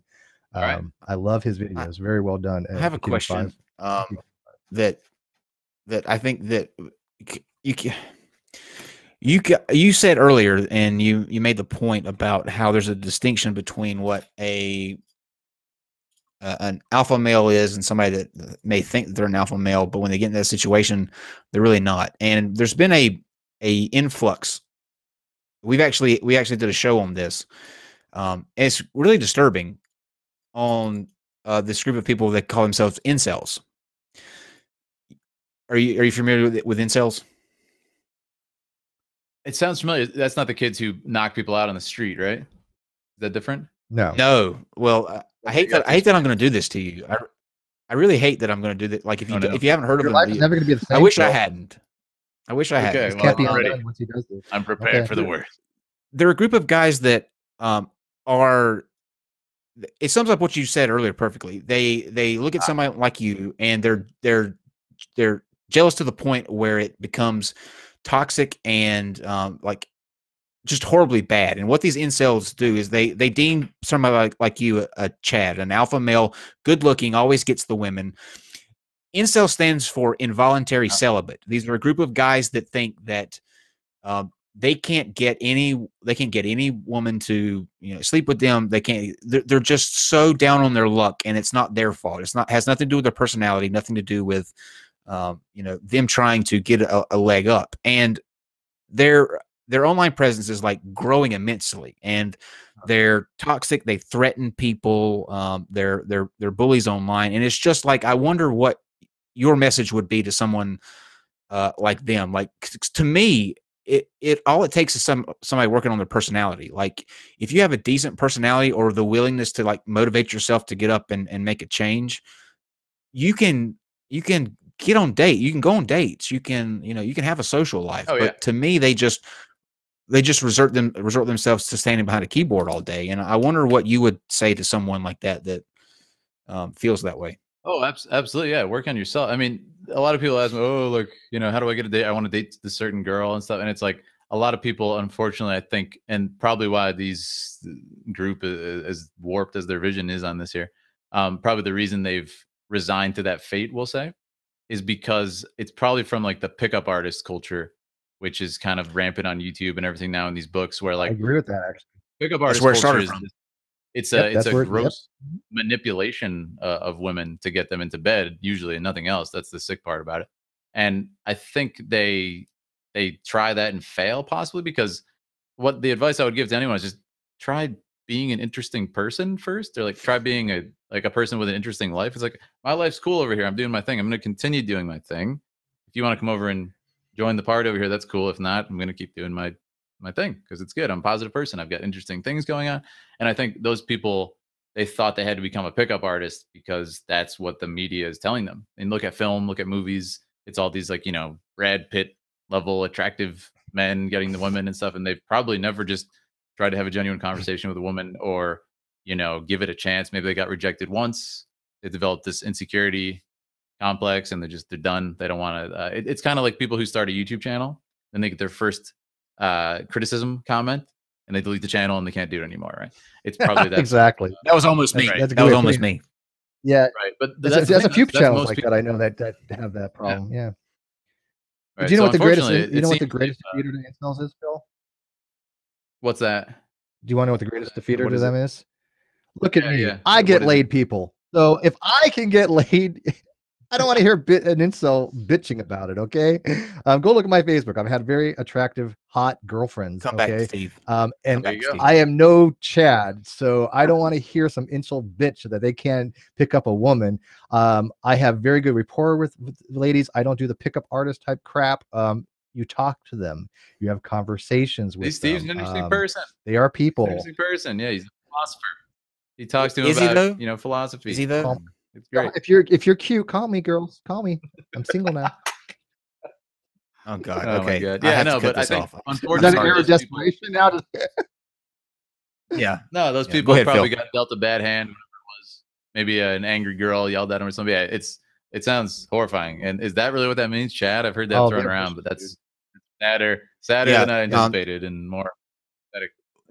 The vocabulary they have is just, you should look into it, man. You should check out the that kind of subculture, because it's prominent now. There are like the Daily Show, Jim Jeffries' new show. They do segments on it. Like, that's how prevalent it's becoming. It's a big online community, and they're literally, and to me that encourages them to, you know, kind of further double down on not working on what the actual problem is, which is something, you know, within them, not like aesthetically. It's just they need to be motivated enough to get up and make a change and work on that personality a little bit. So it's like, you know, society is the collective game we've all agreed to play, right? So they've just decided, instead of, you know, altering course to exist within the game, let's just get angry and not play the game anymore, and you know, be victims and be angry at women and stuff. It's like, well, then you're just definitely not going to get laid. That's a fact. You will never. You've resigned to never getting laid. That's true. So yeah, I can't see the logic behind that. All right, so at this time, I'm gonna let you take however long you need to wrap up any thoughts that you have. Let everybody know where they can see more of you, your YouTube channel, Facebook, all of your social, Instagram. I know you're on Instagram. You did a cool video before we went live. So yeah, any last minute thoughts, and then tell everybody where to find you. I appreciate it. Yeah, thank you, guys. It's been fantastic, first of all, and I have to shout out my friend Ian. Thank you. Ian Lanier. He's the man. I don't know if you've ever seen him in chat. Huge fan of you guys. He turned me on to the show long before Kyle reached out to me, and I saw the Flat Earth debates, like I said. So shout out to Ian. Awesome. One of my oldest friends. But and yeah, of course, you guys can find me on anything. YouTube, obviously, you can see my link down there, I think, in the description, or at least my description. And yeah, we do fight scenes, we do choreography, we talk about philosophy. As I'm sure you've seen the things I'll talk about in this video, right? You can find me there. Instagram's a little bit more behind the scenes. If you want to see like the crazy, ridiculous workouts I do, you can see them on my stories and everything like that. That's a lot of fun. Or behind the scenes, how we make the films on the fight scenes. You can see me and Brittany going through the choreography and stuff. That's really fun. Facebook, yeah, we're pretty much on everything. Twitch is the other big one for me, though. And I'll actually be there tonight after this, doing a little post show, playing some Zelda probably. So drop by Twitch if you want to hang out and chill, ask me more questions. And that's pretty much it. Yeah. Thanks again to you guys. And I hope I was able to impart some of my my thoughts to you guys effectively. If you have any questions, always feel free to stop by. I love new perspectives and viewpoints too. So I'm not one of those people where if you don't agree with me, you're my enemy or anything stupid like that. So that's what we do. How do you find, just real quick, how do you find how do you find Twitch? How's your experience on Twitch? Like, what's Twitch? We tried that out. It's you like? Oh, did you? It's what happened? Yeah, it's more for gamers. I love it. Right? It didn't work. We're not gamers. It didn't work at all. Yes and no. I mean, yeah. Recently, though, they've changed it so you can have like a just chatting section or a talk show section. You guys might be better off. But it has a really good community to it. Twitch. It's weird. Like, you know, YouTube. I have a lot bigger following. I have like 82,000 subs. Yeah, I follow some Twitch people. Sure. But it's just this. But I don't think like community, man. I don't think. I want to get into Twitch because I like the stuff that they offer, like all the different things that they do. Yeah. You have a great it didn't work. I feel your message and your channel would fit right in with Twitch culture, man. I think it's just, you know, give it a try sometime again. Maybe do like a post show there one day and be like, hey guys, you want to come over? We're going to experiment with Twitch. Check it out. Continue the conversation. What is our message? I'm still trying to figure it out, Phil. What's our message? I'm still trying to figure it out. No. Uncommon philosophy and spreading idea now. But yeah, uncommon is a good word. Uncommon is a good word. I like that. Okay. But yeah, so thank you, Philip, for coming on. This was a fantastic show. I enjoyed talking to you and getting to know and I know Steve did as well. He's been all smiles all night, and he never. I don't like anybody either. So this is cool. Yeah. Normally I don't like. Hey, all right. So. You did the impossible. I feel honored. And guys, we'll be back tomorrow. Again. Yeah. Go ahead, Phil. No, that's it. Thanks again. Amazing. You have a great community too. I can see in the chat, so it's awesome to be here. I'd love to come back anytime. We love our listeners. We love our chatters. How would you feel about coming back for a debate?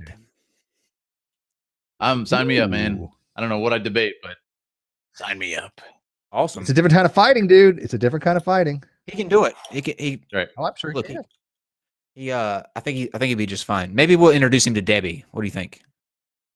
I actually like this Oh, guy. no. Don't do that. Please don't do that. Oh no. Okay. That mortality thing, Come on. he might consider his options and just be done with it and go, I'm just game over, man. Just Chat, what do you feel about Philip and Debbie? All right. Thank you guys for joining us tonight. We'll be back here tomorrow at 8 for Isaac Arthur to talk about uploading your memories and your consciousness, and then Mortimer 81 on Friday. We'll be talking about fallacies, not those kind of fallacies, unfortunately, but the philosophy kind of fallacies. And then Saturday, double header with Flat Earth. So stick with us, and if not, we understand. See you tomorrow. All right. Have a great night, everyone. Thanks for having me.